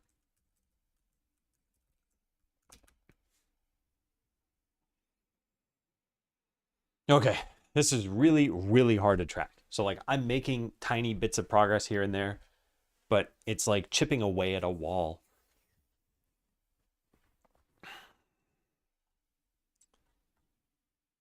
So what have we done? I think this should maybe work. There's no way to fetch the currency for the adventure panel tab. I'll just try my two basic scenarios here.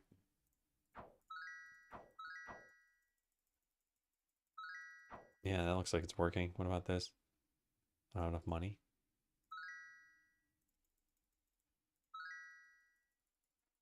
Yeah, looks like it's working. Okay.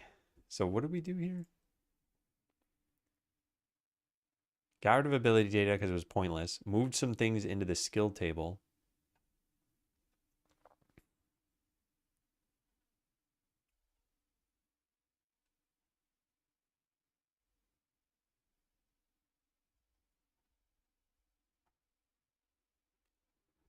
Yeah, that's it. Refactor skill table code. Can add skill point is now in skill table. To accomplish this, we need to initialize the skill table with a get currency function so that it can know about affordability.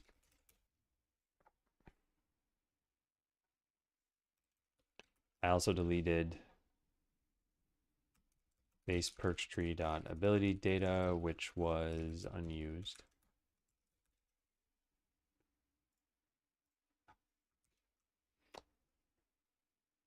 All right, so this is finished. This is finished. Still need to merge this in and allow for creating buttons. But it's getting easier and easier to eventually get rid of this, I hope. There's a perks tree that costs some kind of currency, but not necessarily gold. No, it's a thing that takes gold. I don't know why it says some kind of currency. This is a perk. So we should just rename this from base perks tree to like gold perks tree. Isn't that what I have written down here somewhere? Gold ability tree, upgrade points ability tree, or like perks tree costing gold. That's what this is doing. And then we're going to need to move some functions into here. And then meta perks tree is going to be like perks tree costing upgrade points. I mean, I guess it's fine to call it meta perks tree.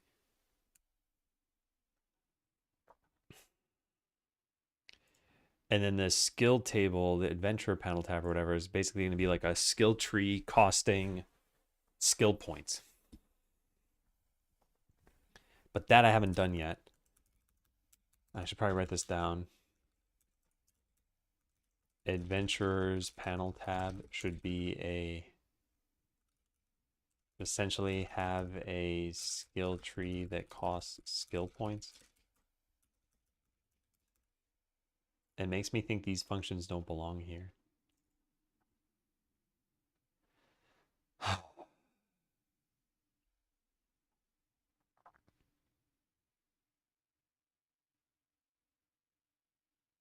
All right, well, whenever you load, where's this called? Whenever you load from save data, it should just tell the whole tree that it's loaded from save data,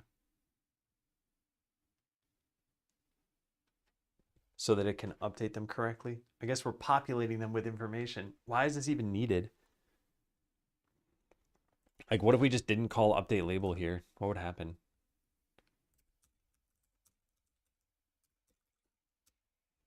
So now this function is doing nothing. Are the labels wrong?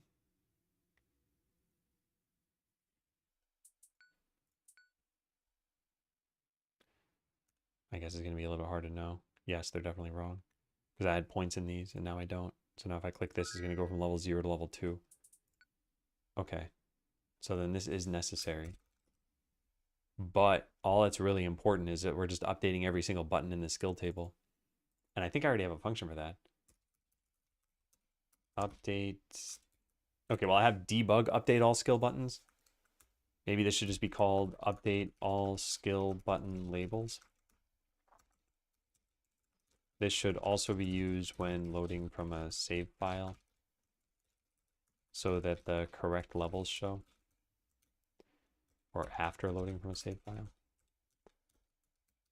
So what we can do here is just call skill table dot update all buttons, and it should work. But this should probably be done on the player ability tree and not on the base perks tree. So I continue, and now I press the perks button. Now we see level 1. We see all the costs.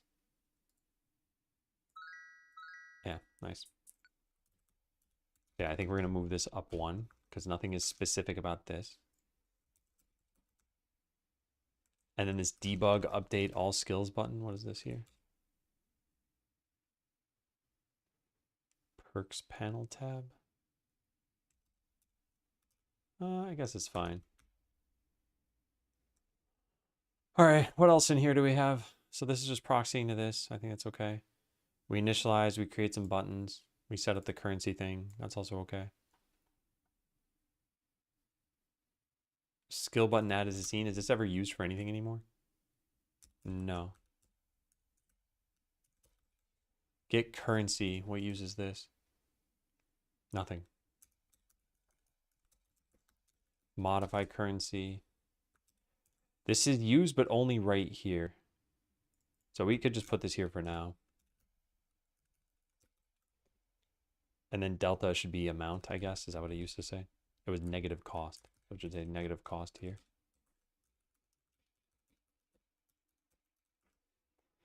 Play sound, has unlocked tree. Is this used? Do we need this? We do need this. But why? Where is this called? Dot has unlocked tree. It's never called? That doesn't sound right at all. That definitely doesn't sound right. It's only ever defined and never called. Wow. Why? Why did this exist? I guess we changed how this works. So now we have a perks panel tab and it figures out whether you should show this based on what? Oh, here it is. Based on unlocking a thing.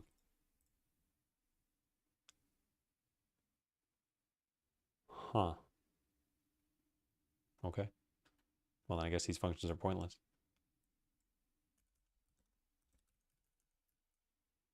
Wait, I deleted one extra, didn't I? Where was that extra one? Here? Did this say true here? Oh God, no. No. Where did I delete that other code from? All right, well, whatever. I guess we'll see it in the diff. So yeah, just delete these for now.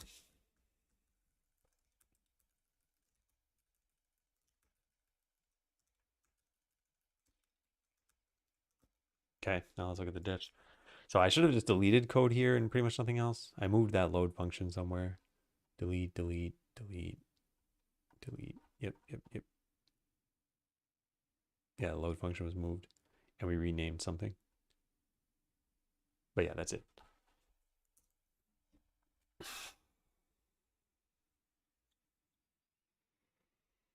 By the way, for what it's worth, I think tomorrow will be a more followable stream with more progress than this because I am hoping to wrap this up today.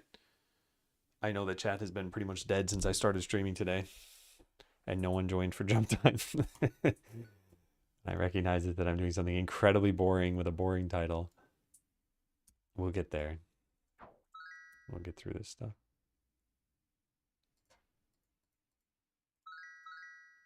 Yeah.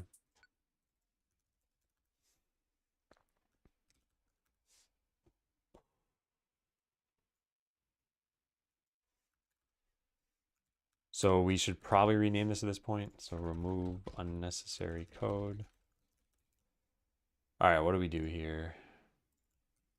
As unlocked tree was never being called. We set the visibility of tabs from perks panel tab. That should probably just be in parentheses.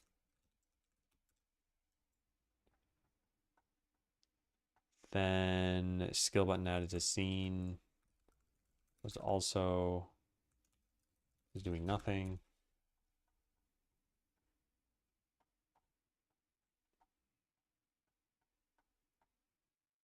Yeah, I don't think I need to write this for everything. Also moved load function. Oh. So at this point, this no longer represents a tree that has some kind of currency. It represents a tree that takes in gold. The buttons all cost gold.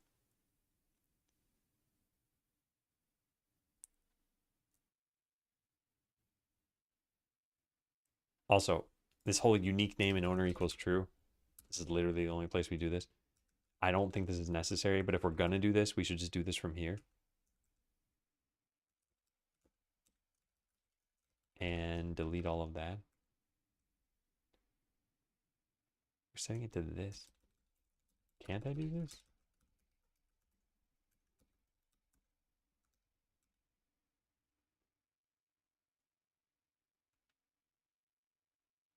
I think that'll work. I mean, that's not a huge change, whatever I'm doing there. But it does make it clearer what's going on here. We're instantiating a particular kind of button, then we're adding it, then we're initializing it. And this is what's going to change for all the different kinds of buttons that we have.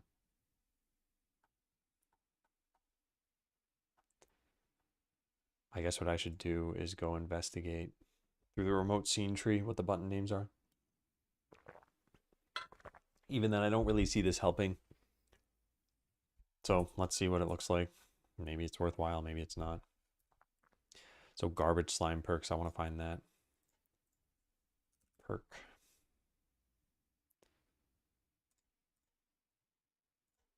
I would love to see where this is.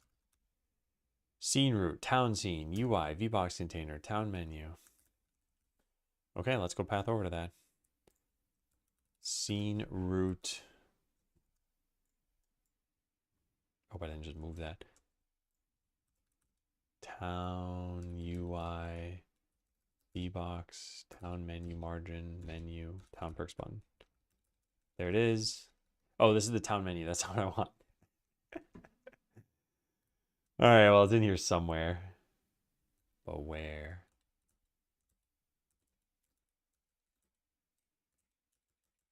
There it is. Town perks. Control.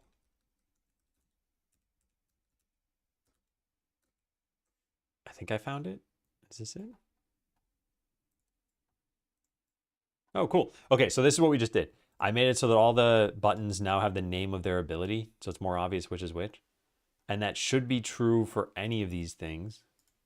So even this one, for example, just got to find out where it is. Yeah, nice. And then also for adventurers, how do we find that? Adventurers, VBox, skills, scroll container, panel, VBox, margin, skill, table, buttons. Nice. Yeah, cool. All right. Oh, that looks good. That's all I wanted to do, is make sure that all those buttons look good. They do. Hey, Snuggle Snake. I like the name. Did you change your name? We have a lot of chat here, but I don't remember ever saying Snuggle Snake before.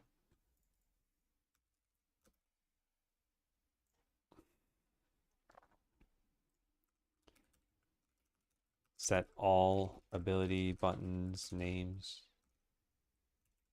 I was only doing this for base perks tree, but skill table can do it so that the button names in the remote scene viewer show up correctly.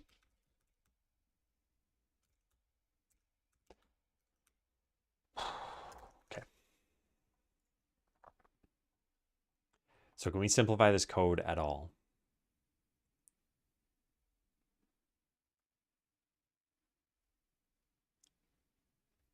Maybe this. We get a button so that we can get its cost. We modify its level by a certain amount. Then we change how we modify money. And then what? Reapply the ability effects? Okay, this probably isn't worth changing too much. But what does the base class do? It modifies it in the abilities component. And it doesn't know how to update the cost. Okay, yeah, this is probably fine. What about play sound? Yeah, I guess there's no way for this thing to know how to play a sound. On money change, probably the same thing. Where is this called? This is just set it in the skill table. Why did I do things this way? Why didn't I just do this?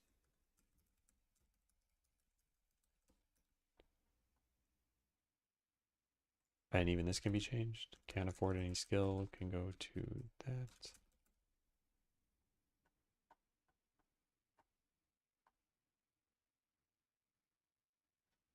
And then perk ability data. Do we use this anywhere? We use it all over the place. How nice. All right, well, it doesn't need to be here. And this is just some cost. I think this should be in skill table. And technically that means we should take in any cost that we get as perk ability data. I don't really care about that. Yeah, it doesn't matter. So now I think we rename some of this stuff. So this would be like perks tree costing gold. Did you build this on your own? No, not the entire game. I've got that credits there. Also, I don't know if you heard me, but did you change your name at some point? I'll type it out in case you can't hear this. Did you change your name at some point? Like your Twitch name. I'm just curious.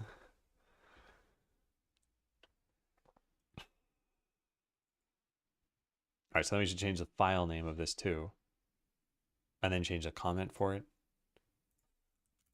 Base perks tree to perks tree costing gold. Done.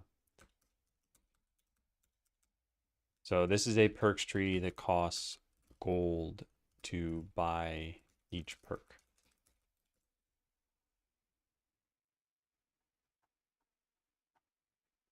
Nice. Nice, nice, nice. All right, let's go check that in.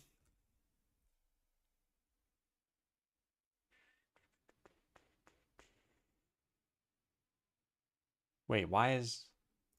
Okay, that's kind of curious now. All perks tree has what? Purchase skill buttons? Whenever you choose a perk, we add a skill button. It's just a skill button base. That's strange. That's definitely strange. Yeah, that's strange.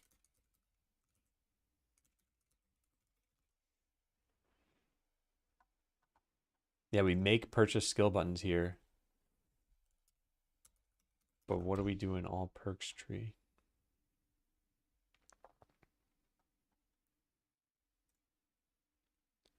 We call add. Add skill button. Actually, it's from purchase skill button. Yeah, so all we're doing here is we're hiding the buttons.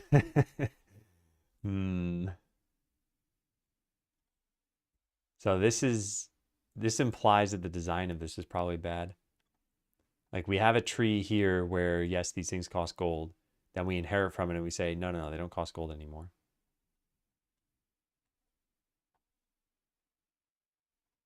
So what we should do instead is probably just inherit directly from player ability tree and change all of this stuff. I'll write that down. I don't think we need to do that now. But all perks tree should probably directly inherit from player ability tree since it doesn't require gold.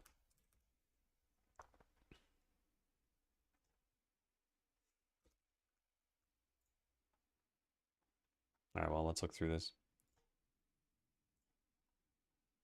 So we just renamed this and cleaned it up a very tiny bit. Yeah. And Doran, thanks for the resub. How's it going? Welcome back.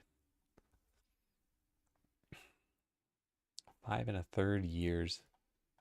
My goodness. My goodness.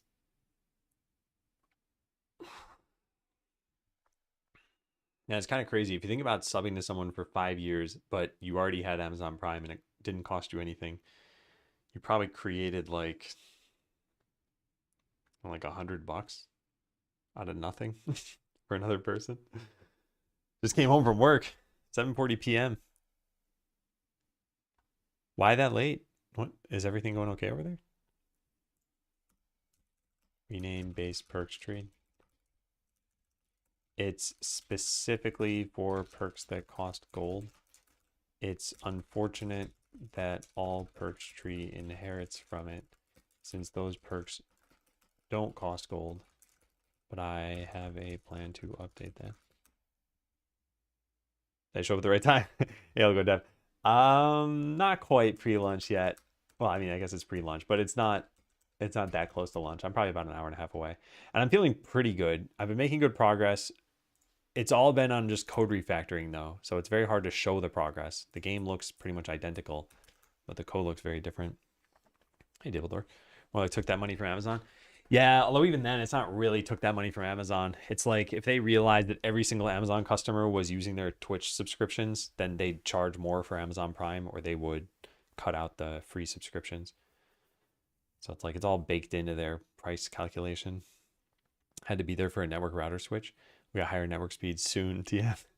Had to stand there and not kill the network. Failed that last part. Took out the wrong power plug. Whoops. I had to stand there and not unplug things. And what did I do? I unplugged something. No, but at least it's done. And yeah, hopefully you do get higher network speeds now.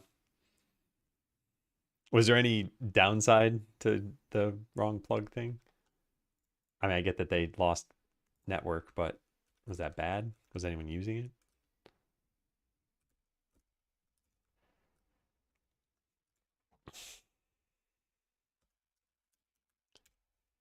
Okay, so the whole reason we did all of this, the whole reason was, and this is the only thing I wanted to do here. I wanted to make it so that if you get a perk here, you can also refund it. That's why we did all of this work. And now we're finally about to realize that benefit, but I haven't coded any of it yet, so we got to code it first. Just a poor who couldn't work for a couple minutes. This is the end of the day anyway. Yeah. Yeah. I wonder if anyone's on a particularly frustrating call and they're like, oh, thank goodness.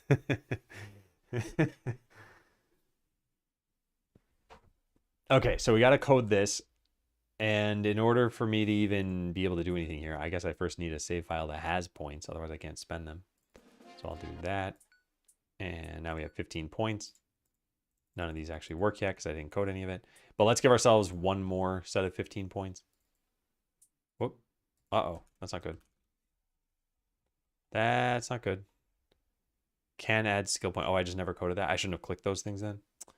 Drat. Let's try it again. Oh, you get 10 times the speed. Wow. Yeah.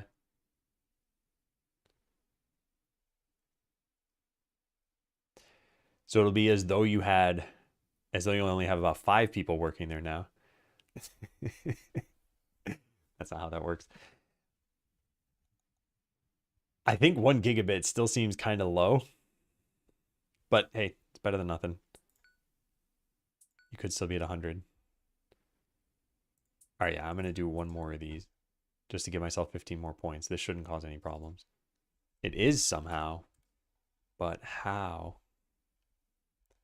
Given key farming increase farm size was not present in the dictionary. Oh, this is because of unlocked skills. Oh, God.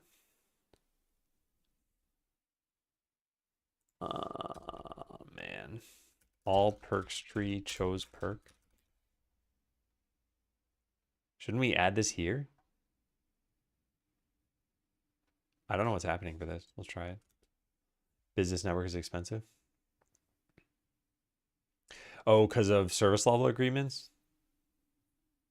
About not losing connection at some point? Yeah. Yeah. Makes me wonder how many businesses are running on residential connections. And then the internet just goes out and they're like, well, we're not doing business now.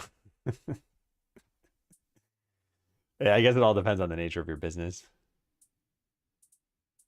Yeah. All right, let's click this. How am I doing? I'm doing pretty well. I've been working on a very difficult refactoring task.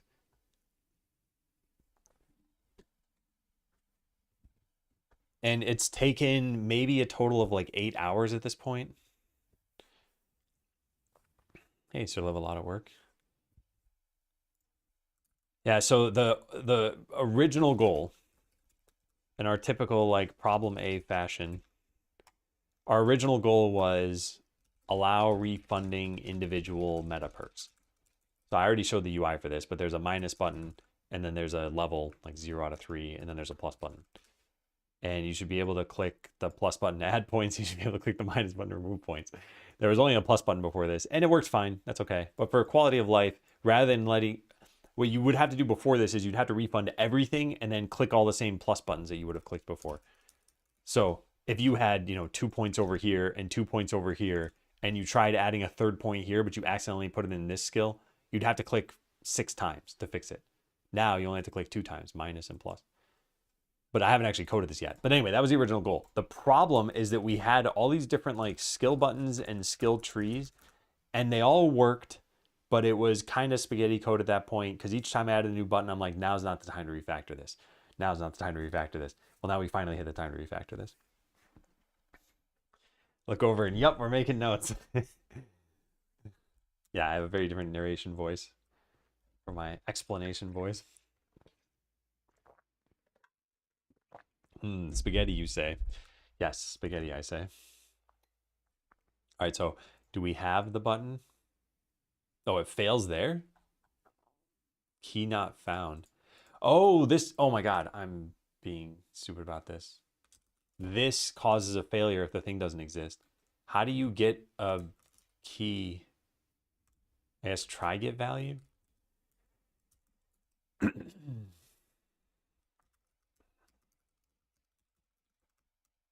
there a better way to do this?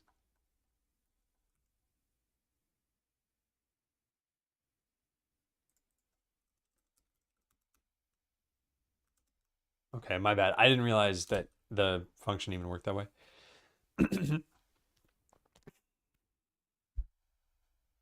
Yeah, different bottle. The old one that I had, the one the emote was about, was plastic. And I just didn't want to keep using a plastic bottle.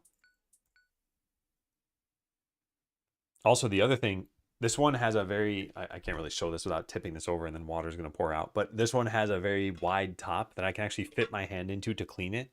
The other one was a narrow enough top that I could not stick my hand into it to clean the bottom of it. And what's that bacteria called? It starts with STR or something. Bacteria in water. Does it not start with STR? What is it called?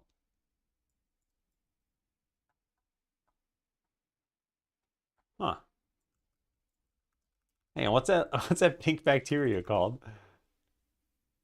Oh, okay. It doesn't start with STR. Serratia. Anyway, this stuff, if you've ever seen this, they have a picture of what it actually looks like. Like what people would be used to seeing. Let me just search for that. But I'm going to do this off screen just in case.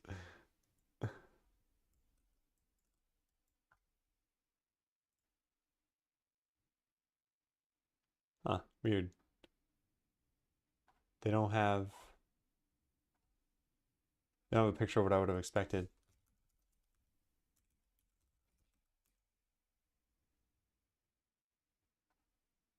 Maybe I'm mistaken on what this thing actually is. Anyway, whatever. The point is that there's some bacteria that kind of collects on whatever drinking vessel you use. And obviously you want to clean it. If you can't physically clean it, then you have a problem. I just used a bottle brush to clean mine. Yeah, that would probably work too. I feel better about like being able to physically reach this and make sure I got all the surfaces. Doesn't look good against a white cloth for sure. Yeah. Yeah, and this goes for pretty much anything that's holding water too. Like if you have a humidifier, if you ever clean it, it's disgusting. And actually we have a water filter, like water spout next to sink. I want to see the specific thing because I mentioned this before and other people are like, oh, that's only in America or something like that. Yeah, something like this. So we have this next to our sink. And the other day I saw like a little, this is disgusting. I saw a little like strand.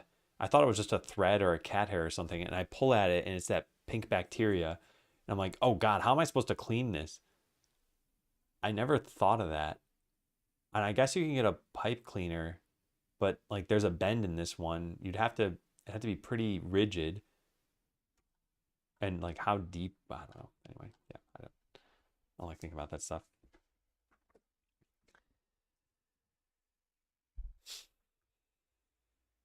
All right, so this should be fixed. We should be back in shape here. Yeah, sorry. I probably shouldn't be talking about this stuff.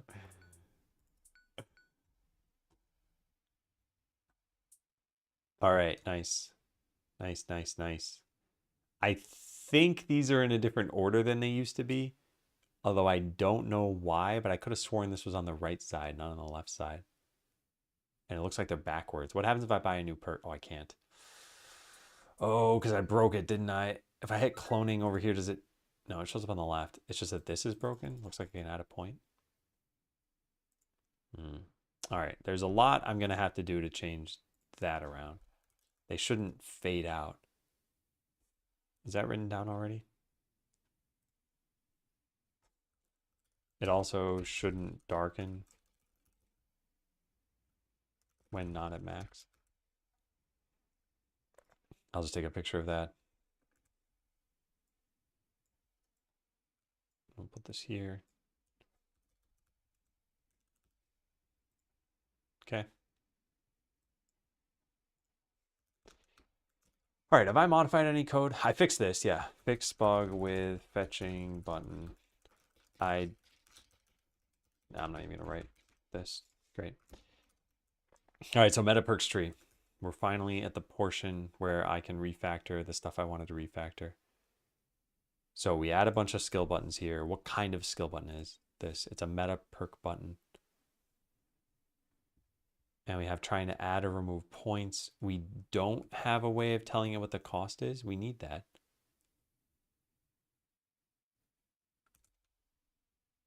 Costs, where are costs? Oh, they're passed in. Oh, I do have the cost then. I just don't, yeah, I have the cost. I just don't do anything on adding points. So wait a second, where's can add skill point called then?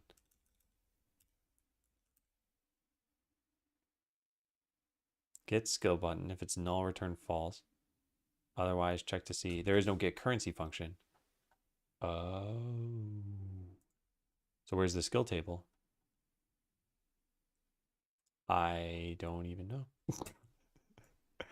Where is the skill table? Skill table.init. We don't ever initialize it. Well, well, well, then that's our problem. So let's do skill table.init. Okay, so now it knows that our currency is upgrade points. And then, what else do we have here? That's not needed then. All right, so get currency should presumably exist. Is this a thing anymore? Get currency? It's not. Is it in this? No. Is this even needed? It's probably not needed anymore. No, it's not. Okay, fine. Well, modify currency probably is needed. Modify currency. Even that's not used. I guess because we changed how this works. So that it's in tried to add point now. So this should just be the cost of the thing. Minus current cost. Sure hope that works. Try to remove point would be the previous cost, which we don't have. Previous cost. Sure. And then what are we missing? Can add. We don't need anything for that. Is that it? Is that all this takes? This doesn't seem bad at all. Perk points change. We need to call that. What listens for this? Here. Then it invokes it somewhere else, and then what listens for that? This. Update perk points label. Sure. Whatever. Fine. Then we got to call that.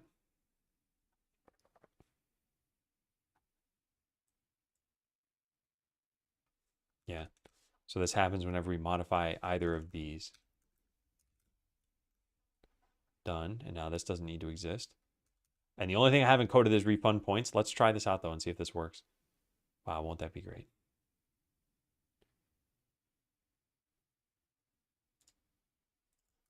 Won't that be great?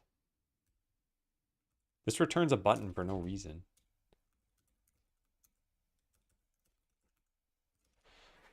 Okay, I'm very excited because if this works, then then all the refactoring was actually for some purpose, I hope.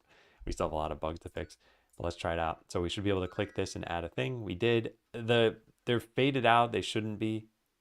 But if I right click now, that didn't work.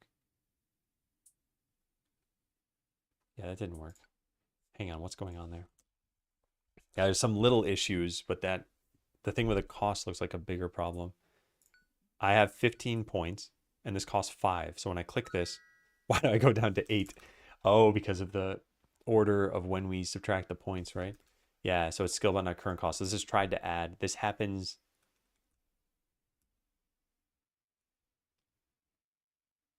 This happens after we've already modified the ability.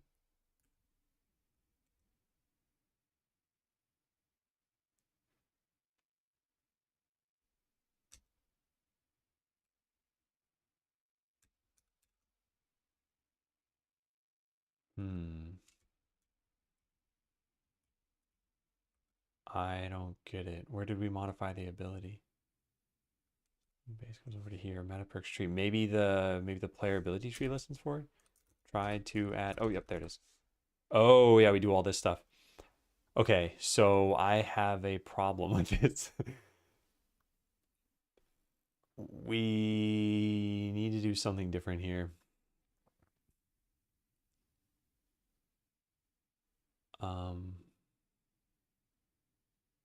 First of all, I don't think I care about the button doing this. I think I care about the... Wait, I care about the base doing it. It already does this here. What am I talking about? Modify ability level. Yeah, we just have to go change this, right? Hey, Meridia. Are you still hiring people to develop your game? No. Also, I'm not sure if you saw my message from earlier or heard me ask you once, but have you changed? Oh, you said no clue it's a shared account. Oh, I don't think you should reveal that. I think that might be against the Twitch terms of service.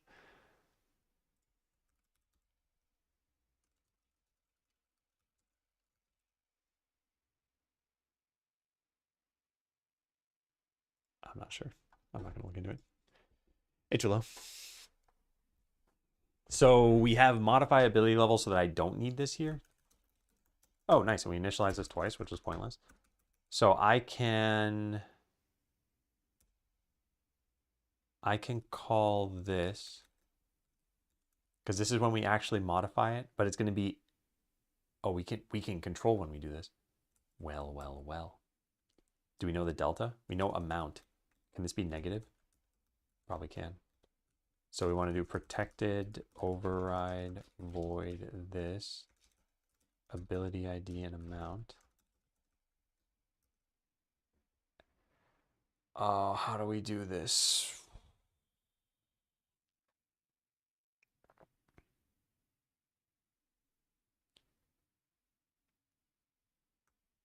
I don't know how we're gonna do this. How about this? Let's just do plus equal amount. This is a level. This is not the number of points, so this is gonna be broken anyway. I've been here in a while, so I missed this Skeleseller arc. Can you briefly explain why you chose this stack for this project? Yeah, the stack, just to be clear, is just Godot and C#. So Godot was a combination of, I'd say, familiarity, what I needed out of this. I wanted to make a 2D game, and yeah. And C# was pretty much a choice between G script and C#. And I have a command for that, the Y C# command. Working on a C# driver today for layer 2 USB routing chipset. Neat. Yeah, I've never really done driver stuff. It feels like it would not be fun for me.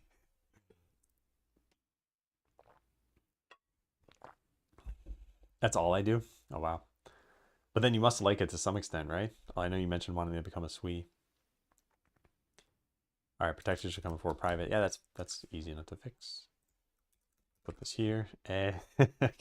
All right, so this might be in the wrong direction. It's definitely in the wrong magnitude. But I just want to see what happens when I do this. Like, is this even a possible route I can use? So I think I'm going to try putting in a point. It might give me a point when I do this. Yeah. So this needs to be minus equal. but it's not actually modifying the level because I never called the base function. Well, we have a bunch of issues then. So this needs to call that. This needs to be a minus. And then we need to figure out, based on the direction we went, how much do we need to refund? Or I'm going to go to school to be a firefighter. Wow, those are very, very disparate professions. Yeah. Windy has been talking on his stream about if game dev doesn't work out, he wants to go into a profession that is immune to AI. And he's picked electrician for that. And hopefully game dev works out for him. And hopefully, you know, whatever you want to do ends up working out for you. But yeah, I imagine firefighting is probably going to involve humans for a while. And you haven't taken a break after 2.5 hours? Oh, no, I took a break.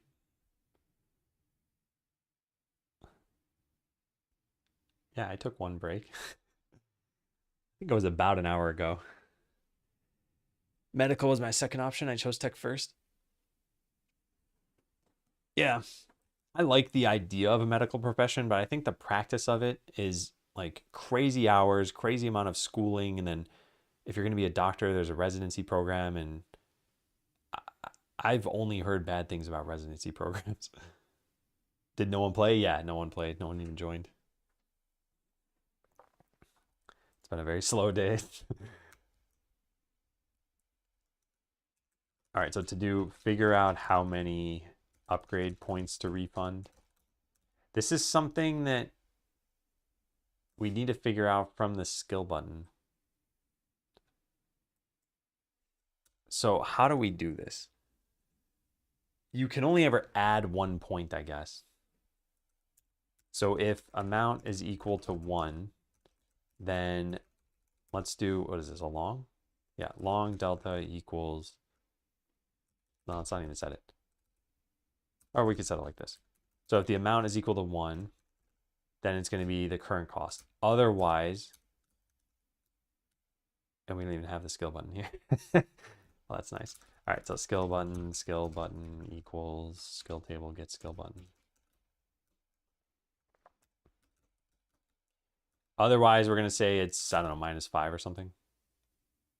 Or wait, +5, negative this, and +5.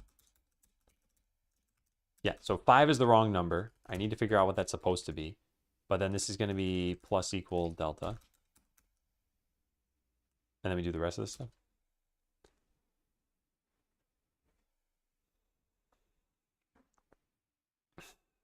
Still watching your devlogs on YouTube. Just saw the slime character animation. Thought it was super cute. Yeah, I really, really like the graphics, but I can't take credit for any of them. Quickie Joe's done a fantastic job.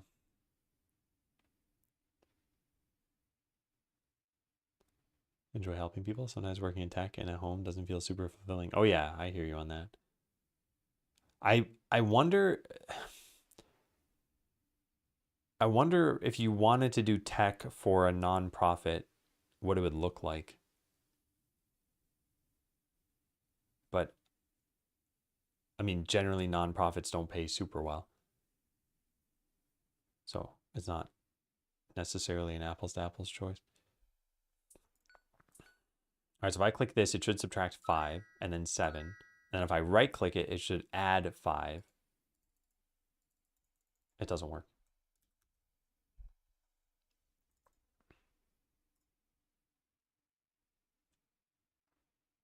The game profit? What are we talking about?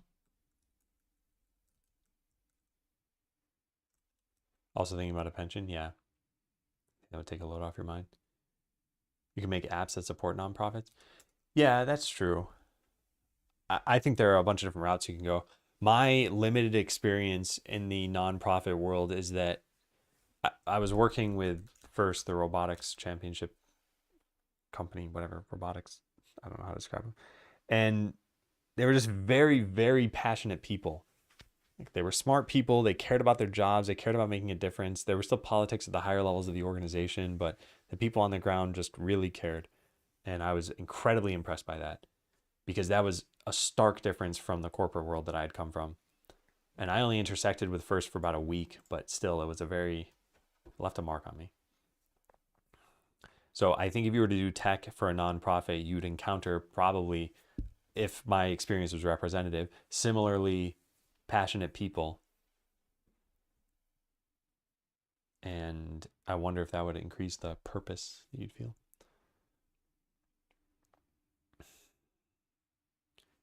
There's a slow decision making for anyone in charge, not fast paced, but nice people. Yeah, and that's where I think one of the differences between tech company versus non-tech company comes from. Maybe it was just slow in general, but I think when it's slow in regards to tech is like you'd probably have to make the decisions. Yeah. Also check out some skills-based volunteering opportunities. Use websites like Catch a Fire. Oh, cool. Yeah. Yeah, but I think that's a good thing to explore, especially if you find yourself with some amount of time. Like if you're already at maximum capacity, I don't think adding in like volunteering work on top of that is a good idea. Although nonprofit work doesn't have to be volunteering necessarily. All right, so why can't we right click this? What is going on? The button is disabled, right? No, it's not disabled. Just clicking it doesn't do anything? That's strange. Well, let's go to skill button base and figure out what's happening when we're clicking it. Because I'm just, there's like remove points. Oh, maybe the tree never handles this? Just try to add skill points. Is there try to remove skill points? Because if it's not there, then that would make sense.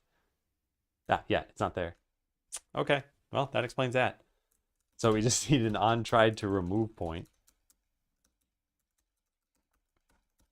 So what is the perk costing gold? No, you don't have to do that, huh? Interesting. Okay, well, what does this look like, I wonder? So we should probably make sure if... Why would we even do this here, though?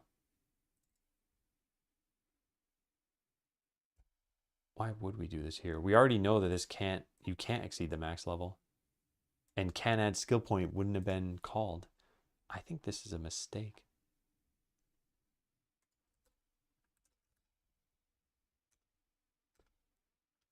Tried to add point. It just can't be disabled here? All right, maybe it's still worthwhile to check it over here. I'm just not certain.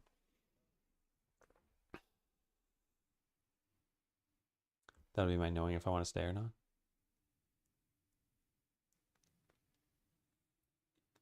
Yeah. I hope it works out. I think basing it on just a certificate or basing it on one language may not be a sort of exhaustive check, but I mean, you know your life better than I do for sure. Looks like a combination of Stardew Valley, Sunhaven, Pokemon, Bit Heroes. Have you played Bit Heroes?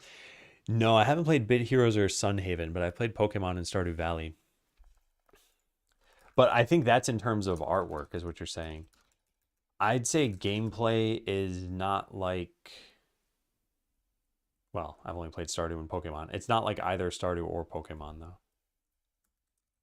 But yeah, the art style does look very similar to Pokemon and Stardew, I'd say. Let me see what Bit Heroes even is.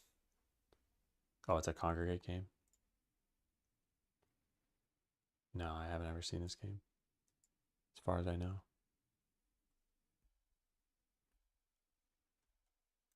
But yeah, it's like a colorful pixel art aesthetic. How did you mentally feel? Oh, wait, you say you haven't watched the video? Oh, you're basing this on the document? I would definitely suggest just watching that video because it's going to go into all the details and you'll hear the emotion in my voice and everything. I think it's going to do a better job than I would do explaining it here.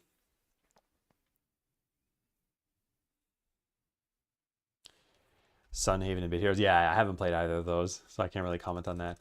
I think I've seen the artwork for Sunhaven. Yeah. Oh, mixed reviews.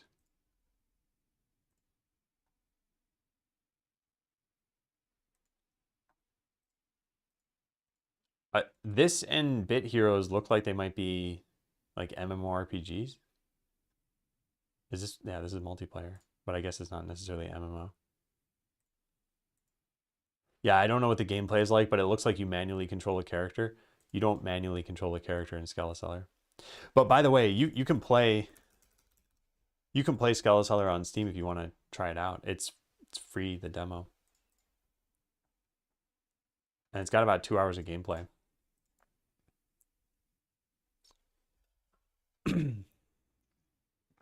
And then you can tell me if they are similar to the games that you mentioned. Because I think you'll find that they aren't that similar, any of the games, to Skeleseller.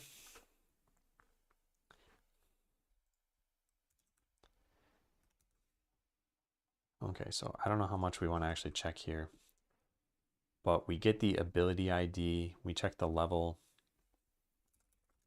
So I guess if the ability level is, yeah, less than or equal to 0, just return.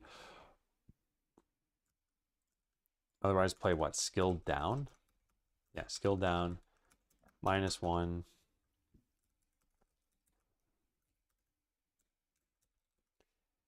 This is just to get the level. And this is to get the max level. We could just check based on the skill button. Is at max level. Yeah.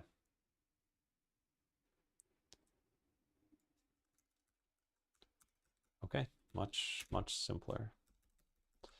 Let's try that. Moonstone Island. Let me take a look.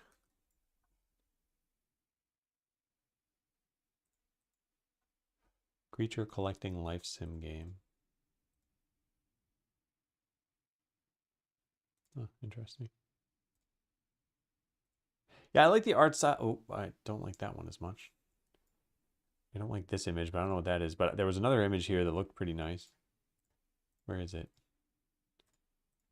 What? Where is it? I only looked at this one, maybe. No, wait. This. Yeah, I like the look of this. I think this is pretty cool.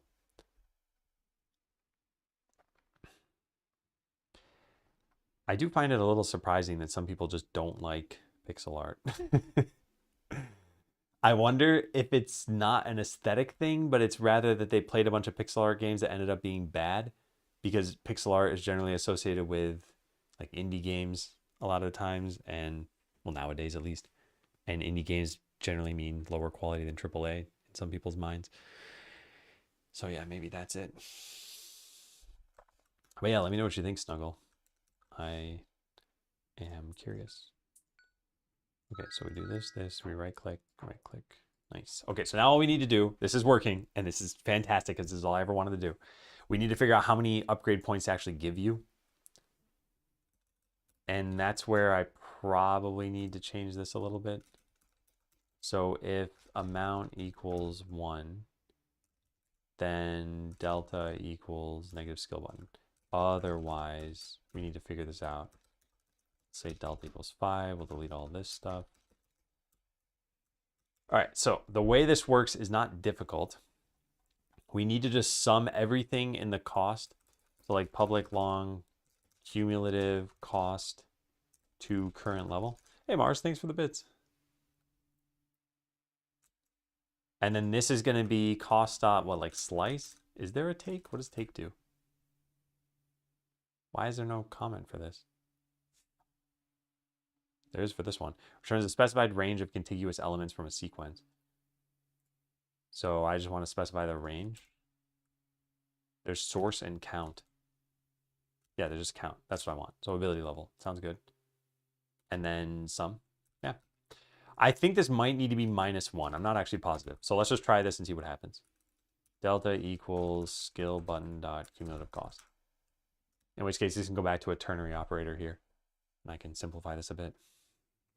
Good, does it work? Check that video out. Peace out. Yeah, let me know what you think. I suspect it will resonate with you, that video. But yeah, take care. I'm guessing you use this fan, so if that is what I just saw right there. Hey, nice, this is working. Oh wait, no, it's not. Okay, yeah, no, I messed something up. Okay, I see what's going on. We need to just remove the last level. So this is not cumulative cost. It's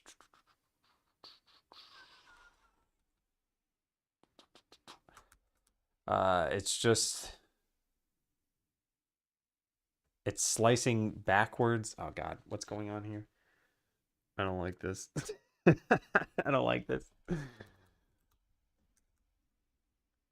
when we refund everything, I guess we don't need to worry about that. Yeah, I guess we should just say like cost of previous level.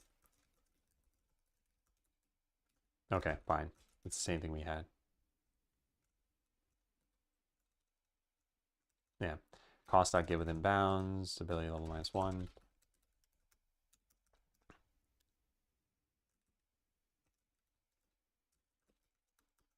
All right. Mount equals 1.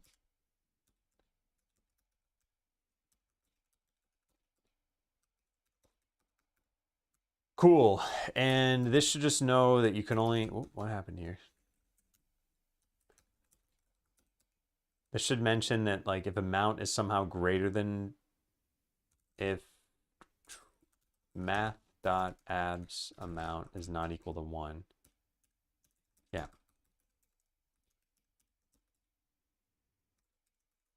The code below won't work if you try refunding all points at once through this function. Did you write the story? Yeah. Yeah. Hopefully I'll be able to get some Skeleseller in tonight. Yesterday I had to take camping supplies to the wife unit. She could stay the night in the hospital with her grandma. Yeah. Hope everything's going okay. Also, I probably mentioned this, but there's definitely no rush on playing Skeleseller. And actually, I made a bunch of changes yesterday. I haven't pushed them yet. So I guess the longer you wait, the better the game's going to get. Did I do anything very interesting yesterday? Where's the branch I've been working on?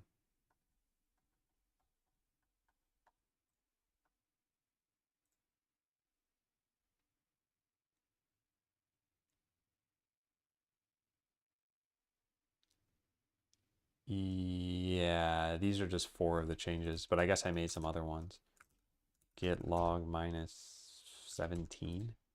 Is that what we're up to? I don't even know. Whoops.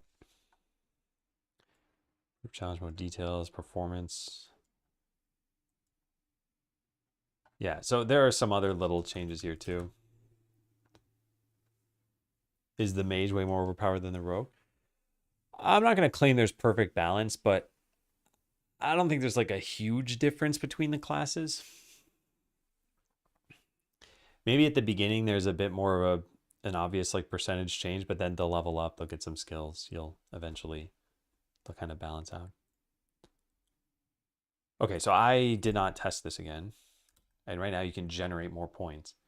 And possibly we want this to work with multiple levels, in which case this is just going to be a harder to write function. But it's not impossible. All right, so we put 1 point in, we take 1 point out. Yeah, that's working. Now we put 2 points in and we take 1 point out. Nice, yeah, cool. Okay, so we're never going beyond the number of points we should be at. Wow. So that's what it took to get all this stuff working. Wait, no, this is messed up. Oh, no, it's not messed up. Yeah, great.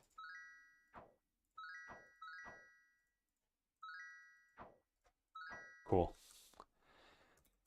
Oh my goodness. I can't believe it. All right, so how did this end up looking in the end? How hard is it? Oh, we didn't code refund points. I got to do that. Yeah, my bad. Yeah, it just doesn't do anything. All right, so how does this work? Refund points gives you the total, sets all abilities to nothing, goes through all of these.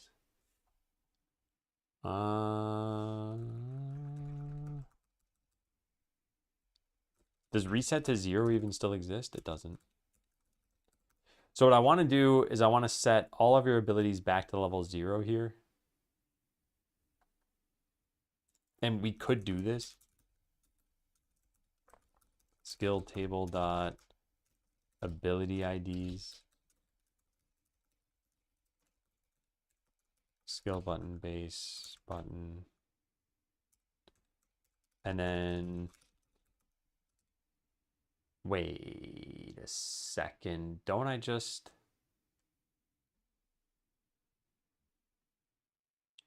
call update label? And then that fixes everything? Well, that would be nice. Because if so, I already have a function that does all that. So this will turn into a 2-line function. I think that might work though. Let's try.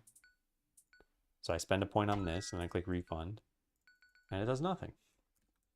Oh, that was nice. It also should make a sound. Maybe.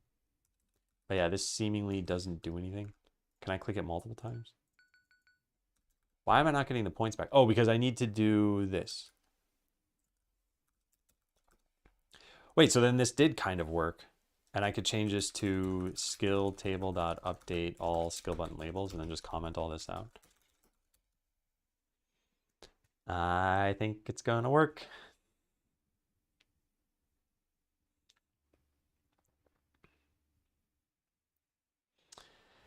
Mage is more efficient than the rogue.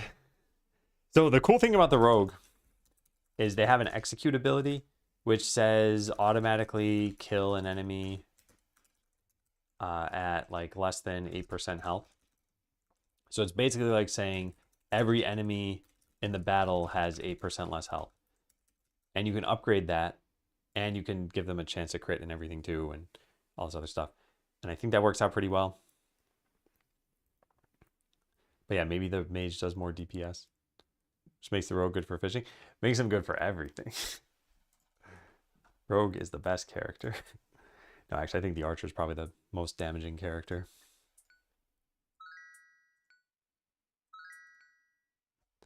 Is this making a sound? It's not making the same sound that it makes when you're in the game, right? I think that's like a swoosh sound.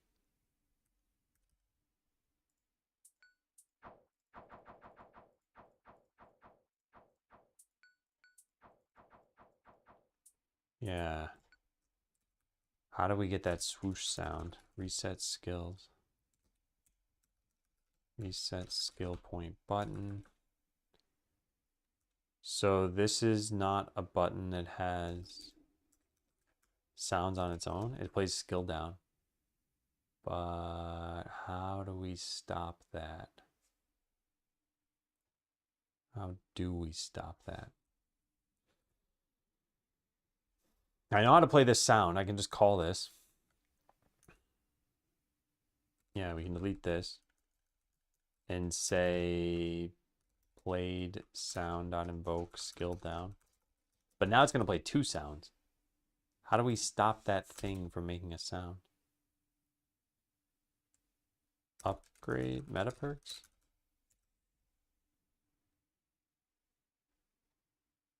Refund button. Button with sounds. Oh, we just make it a regular button, I guess. Can I turn off the sounds on this by any chance? No, that wouldn't make sense, would it? Disable this when the button should make a different sound. Oh, wow, look at that. Enable press sound. Okay, so we could just set this to false. Which we literally only do in this. Oh, wow. Look, we've got precedent for this exact same thing. Amazing. So we just need to go over here and click. I don't know where we click. Hold on a sec. Yeah, we did this and then enable press sounds we turned off. So I need to do the same thing here. We say editable children and then turn that off. Done. Works well on Mac. Yeah, I'm developing it on a Mac. So that's what I was testing on. All right, so now this should be good. Yeah. It makes the sound even if you don't have any to refund, but I think that's okay.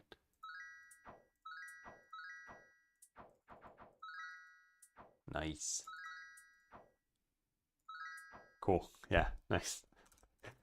Whew, this took a lot of work.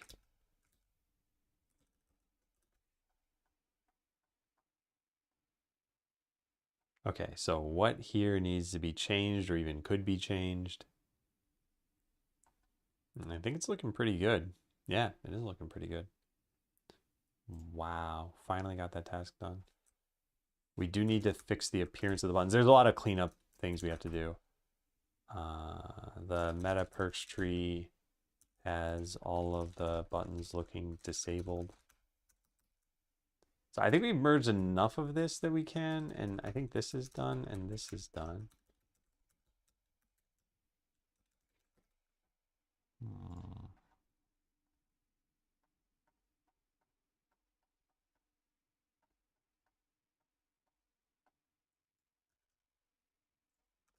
Allow easy refund of meta perks. The minus button is finally working. Ta-da. This is what all of the refactors were working toward. The code is pretty clean. There are still some visual problems with some buttons though. Yeah, and those might be a little bit harder to fix. So those images swap to an active state when the perk hits its first level. Well, what I was thinking is they just always look active. Well, sorry, wait, no, that's not how it should work. It should be that when you can afford them, they look active. So that's what we want to do. Meta perk button just sets icon to gem. What controls if you can afford this or not?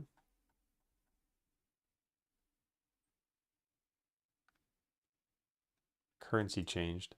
Currency will never change. Ah, wait, but it should.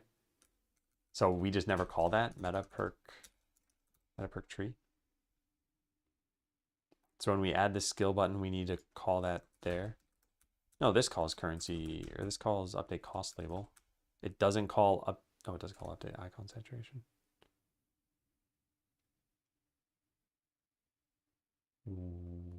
Why don't we do this then?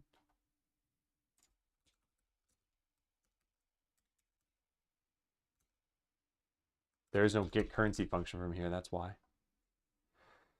Oh, okay. Well, the meta perks tree could do that. Skill button dot currency change.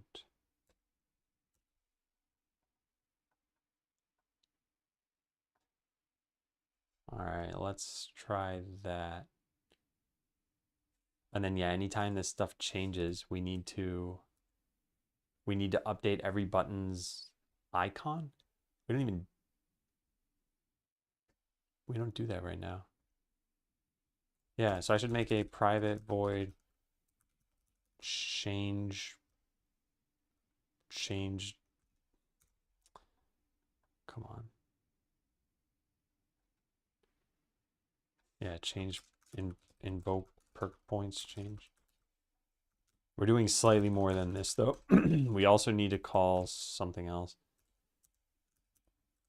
Oh wait, can I do it on the skill table? Oh, wow, look at that.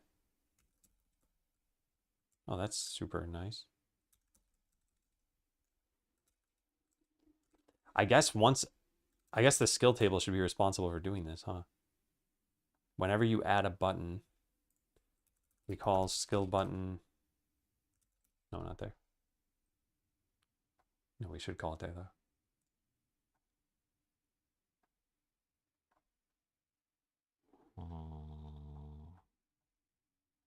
Why don't I see this here? Oh, because I'm in the wrong spot.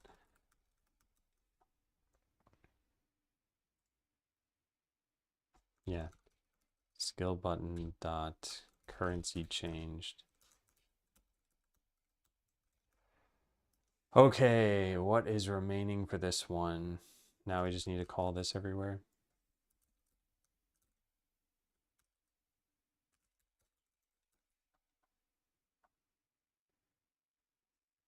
Okay, let's try that.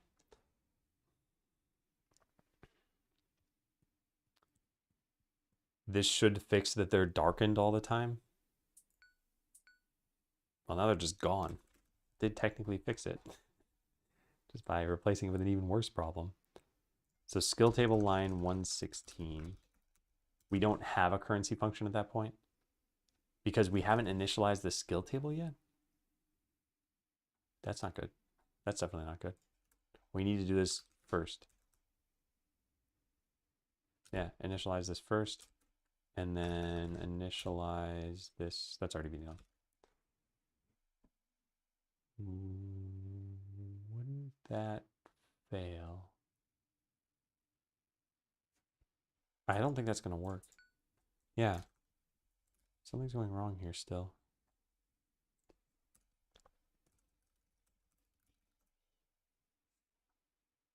We're calling add skill button. Oh, unlockable perks. Oh, I forgot this even existed. Whoops.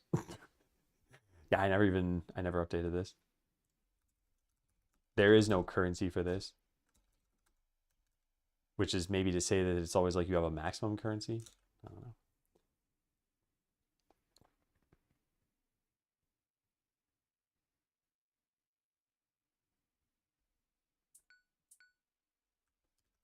I'm guessing we're one step closer. All right, so skill button base, get current cost. It's coming from add skill button and skill table, unlockable perks tree line 34 here. Add skill button. We call currency changed, which then calls get current cost, which hasn't been set yet. Oh, God. Well, I'm glad you're liking it, Snuggle Snake. Because I am struggle snake right now, trying to figure this out. I initialize this in kind of a weird order. I guess when you initialize the button is when the skill table can know that we can update this thing. Hey, Matt. Excuse me. So I can't do this. All right, well, what if we just didn't do it? What happens?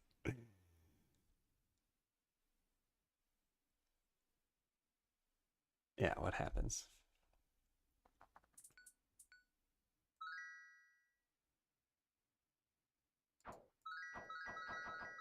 Okay, this looks kind of cool. But yeah, it's not set in the beginning. But I think I know what happened here.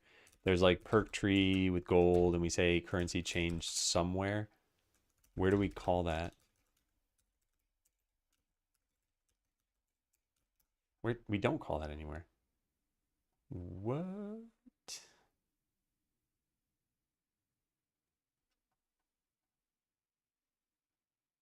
How does this work then?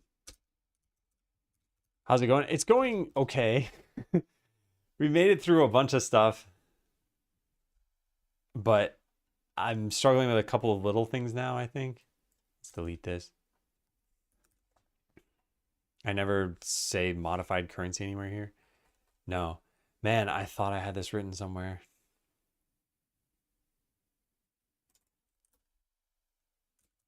I just need to call this at the beginning of making this tree. Yeah, why didn't I do that? Okay, so we just do this once we've set up the tree. Skill table dot currency changed. Okay, that should fix it. You want it to be Wikipedia over here? Go through 14 links. All of a sudden we're talking about like, I don't know, botany. Wow. All right, so this is kind of interesting, I guess. It does look like these still get way too dark. That's just an aesthetic thing. But it is nice that you can tell what you can afford.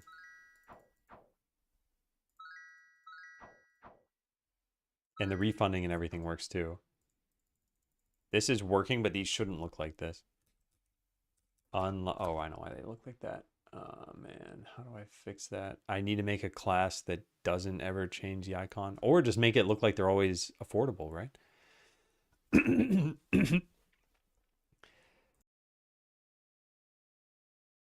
Excuse me. Was the refactoring add visual state? No, the refactoring was for this minus button here. So before this, you had to click refund and it would refund everything. But now you can just, if you accidentally put a point in this one, for example, you can just subtract it and put it in where you want it. So I needed to change everything. And in the process, we now gain the visual state change too. So I think what's missing here is we just need to call, after we add all these buttons, skill table dot modify currency change 0. That should fix this too. I've been trained on left versus right click too much in skeleton testing. Yeah, and now it'll finally work. Nice. Oh, whoop, that definitely shouldn't happen. Whoops. Okay, what's going on there? I guess we need to disable the... What do you think about this? This inherits from player ability tree, which tries modifying the level. But you shouldn't be able to because we should have disabled all the buttons. We have it right here. Why is that not working then? Something is allowing you to click these. It must be this code right here. Whoa, because we re-enable this when you have, yeah, right there. We say you can afford it. So we got to consider that they're always at max level, which I guess is not possible to show here. Well, that's fun. I hope you didn't change anything in the environment. Oh, I changed a ton of stuff in the environment. Yeah, yeah, we should probably hold off on that.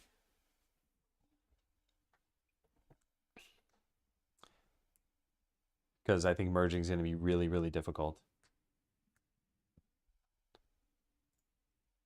And it's unfortunate. But yeah, I moved, I don't know about a ton of stuff. I moved the... Actually, let me think about this. Did I change a lot? Maybe I didn't. Maybe I didn't change the environment. I wonder how I'd quickly check that. Oh, it's its own scene. Yeah, I'll just check that then. Environment.tscn. Can I easily find out if I changed it? Probably if I click over here and then environment.tscn. I changed the map, but I hope I didn't change this. No, I did not change this. Whew. Okay, cool. Yeah, I will write that down too then to merge that PR. And thank you, Dark. I appreciate that. Merge the PR from Dark. Addressing map artifacts. Yeah, so on my branch, I moved the weapon grinder.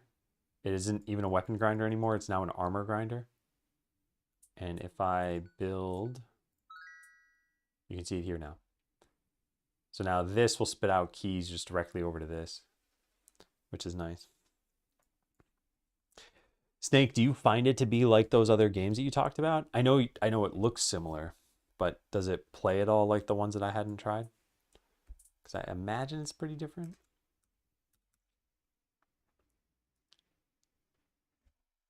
Okay, so the issue that we're running into is that the buttons are being enabled again when they should be disabled completely.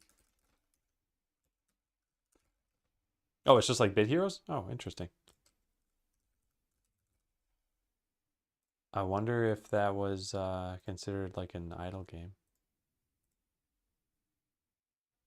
Yeah, interesting.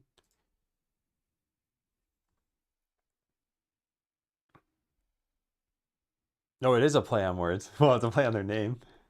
Hey, Tyvex, do you use a GitHub theme? No, I think you're talking about how, like, what's making it darker. It's probably just Dark Reader. It's not specifically for GitHub. It's for every site.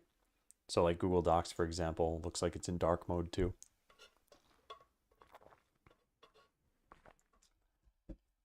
All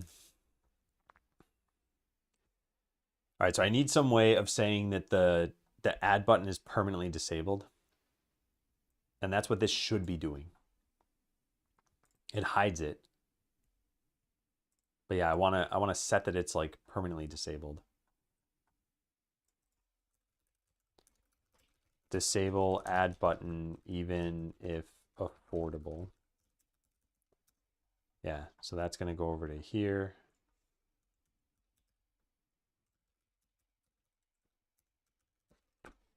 And then when we updated number of skill points available, it's disabled if that, or that it's just always disabled. And then there's one more place we have to do this, which is here. This or this or this. And then I think there's a purchase skill button too, which does not use this, but that's probably okay. What does Wisdom Sludge do? I'm going to not answer it first to see if the game eventually kind of nudges you, because it should have popped up a tip at some point, and there should be ways for the game to explain it. So if you're still confused in about like 5 or 10 minutes, then I can explain.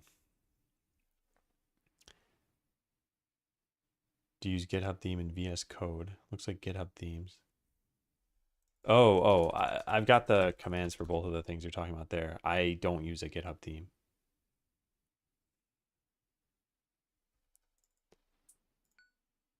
Okay, so wait, what are we doing here? We're trying to go look at the upgrades. Yeah, nice. You can't click these now.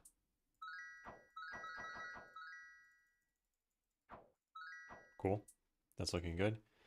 All right, what about story mode?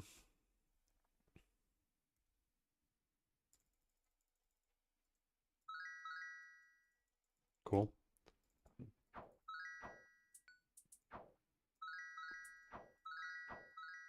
Yeah, nice. Looks like everything's working there. Let's go try this. So I'm gonna get that, I guess. Should start me 2 town perks. Yeah, so these still show you the cost label. I gotta hide that. That's a pretty minor bug. It says 0 and you can't click it. But that should kind of be it, right? Oh, and it darkens it when it shouldn't. Okay, so we have 2 problems there.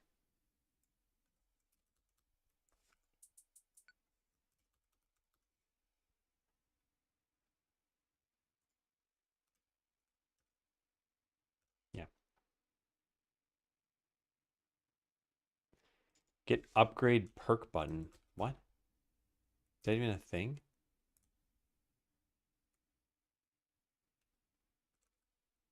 I don't know what that's supposed to be now. But this stuff's all good. Meta perks tree has the buttons looking disabled, so we fixed that. I should check that in. Does it also look weird to you when you start a new story mode?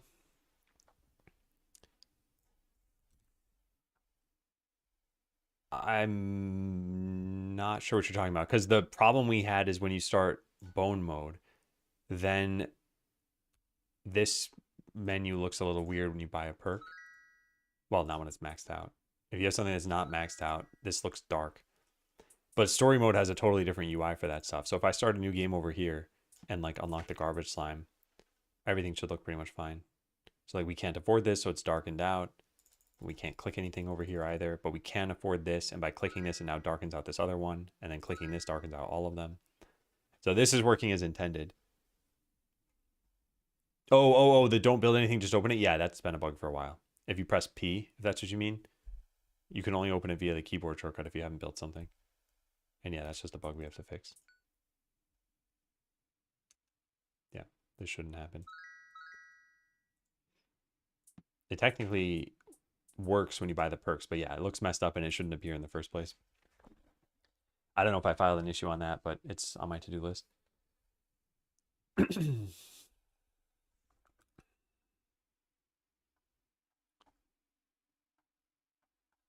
Okay, so we did a few different things here. I don't like that. Currency changed. I want to fix all this stuff with... I guess everything in this file is fine.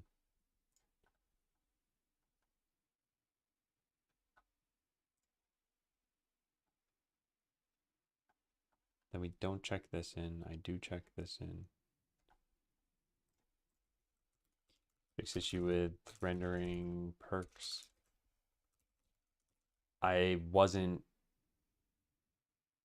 updating initial perks based on their cost. So meta perks would look darkened until your currency changed. Also, the unlockable perks weren't initialized correctly.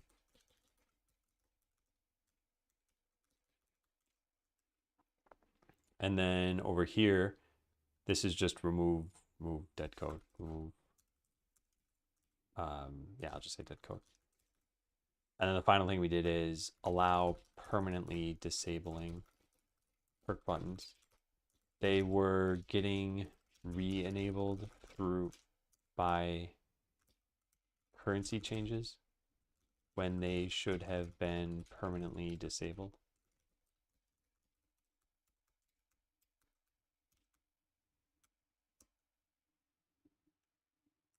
Okay, so this is working. This is working.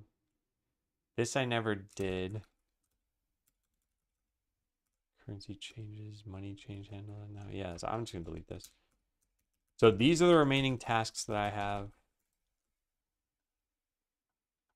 And then some rename stuff.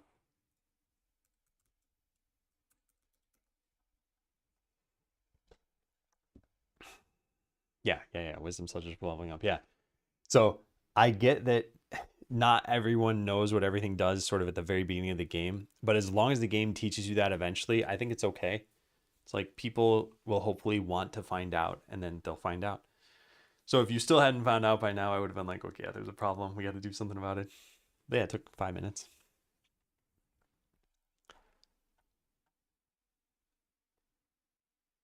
All right. So it's almost 12. I guess technically we're ending this morning, and I'll write this here. We're ending at 20,629. And I'll write that in this.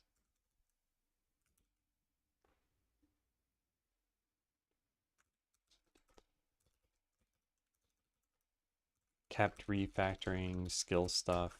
Ended the morning with that many characters, but quite a lot is finished. The whole point of tracking this stuff is that I wanted a burn down chart. So we have time and we have the number of characters C here, and we started at, I don't know, it was like 15K. And what I was hoping would happen is something like this. I don't know what the line would look like exactly, but that's not what happened. We went like that.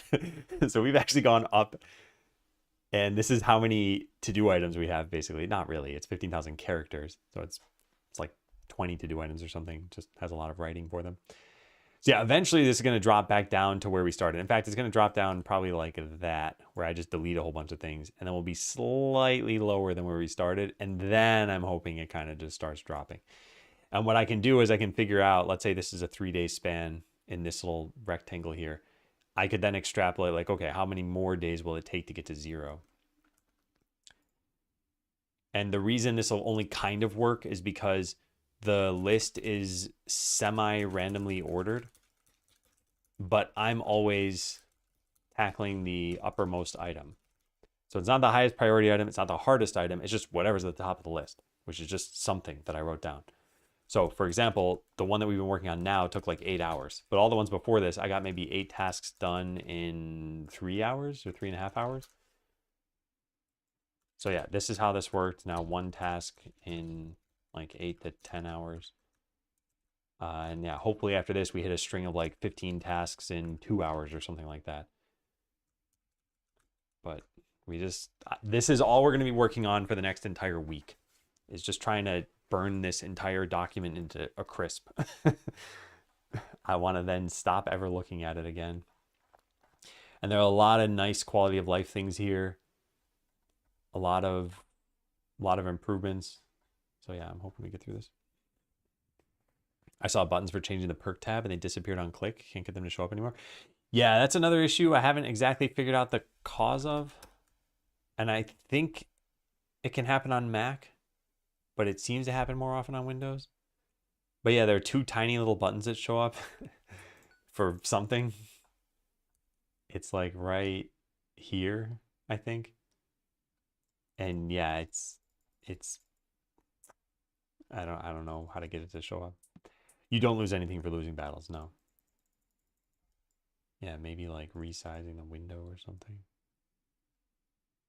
It's these buttons, but they show up when they don't need to show up. Yeah, I don't know how to get that to happen. I wonder if it has to do with your money changing. Yeah, anyway. I think they go away after you click them or after you do something else. So it's like, it's kind of just a little visual glitch.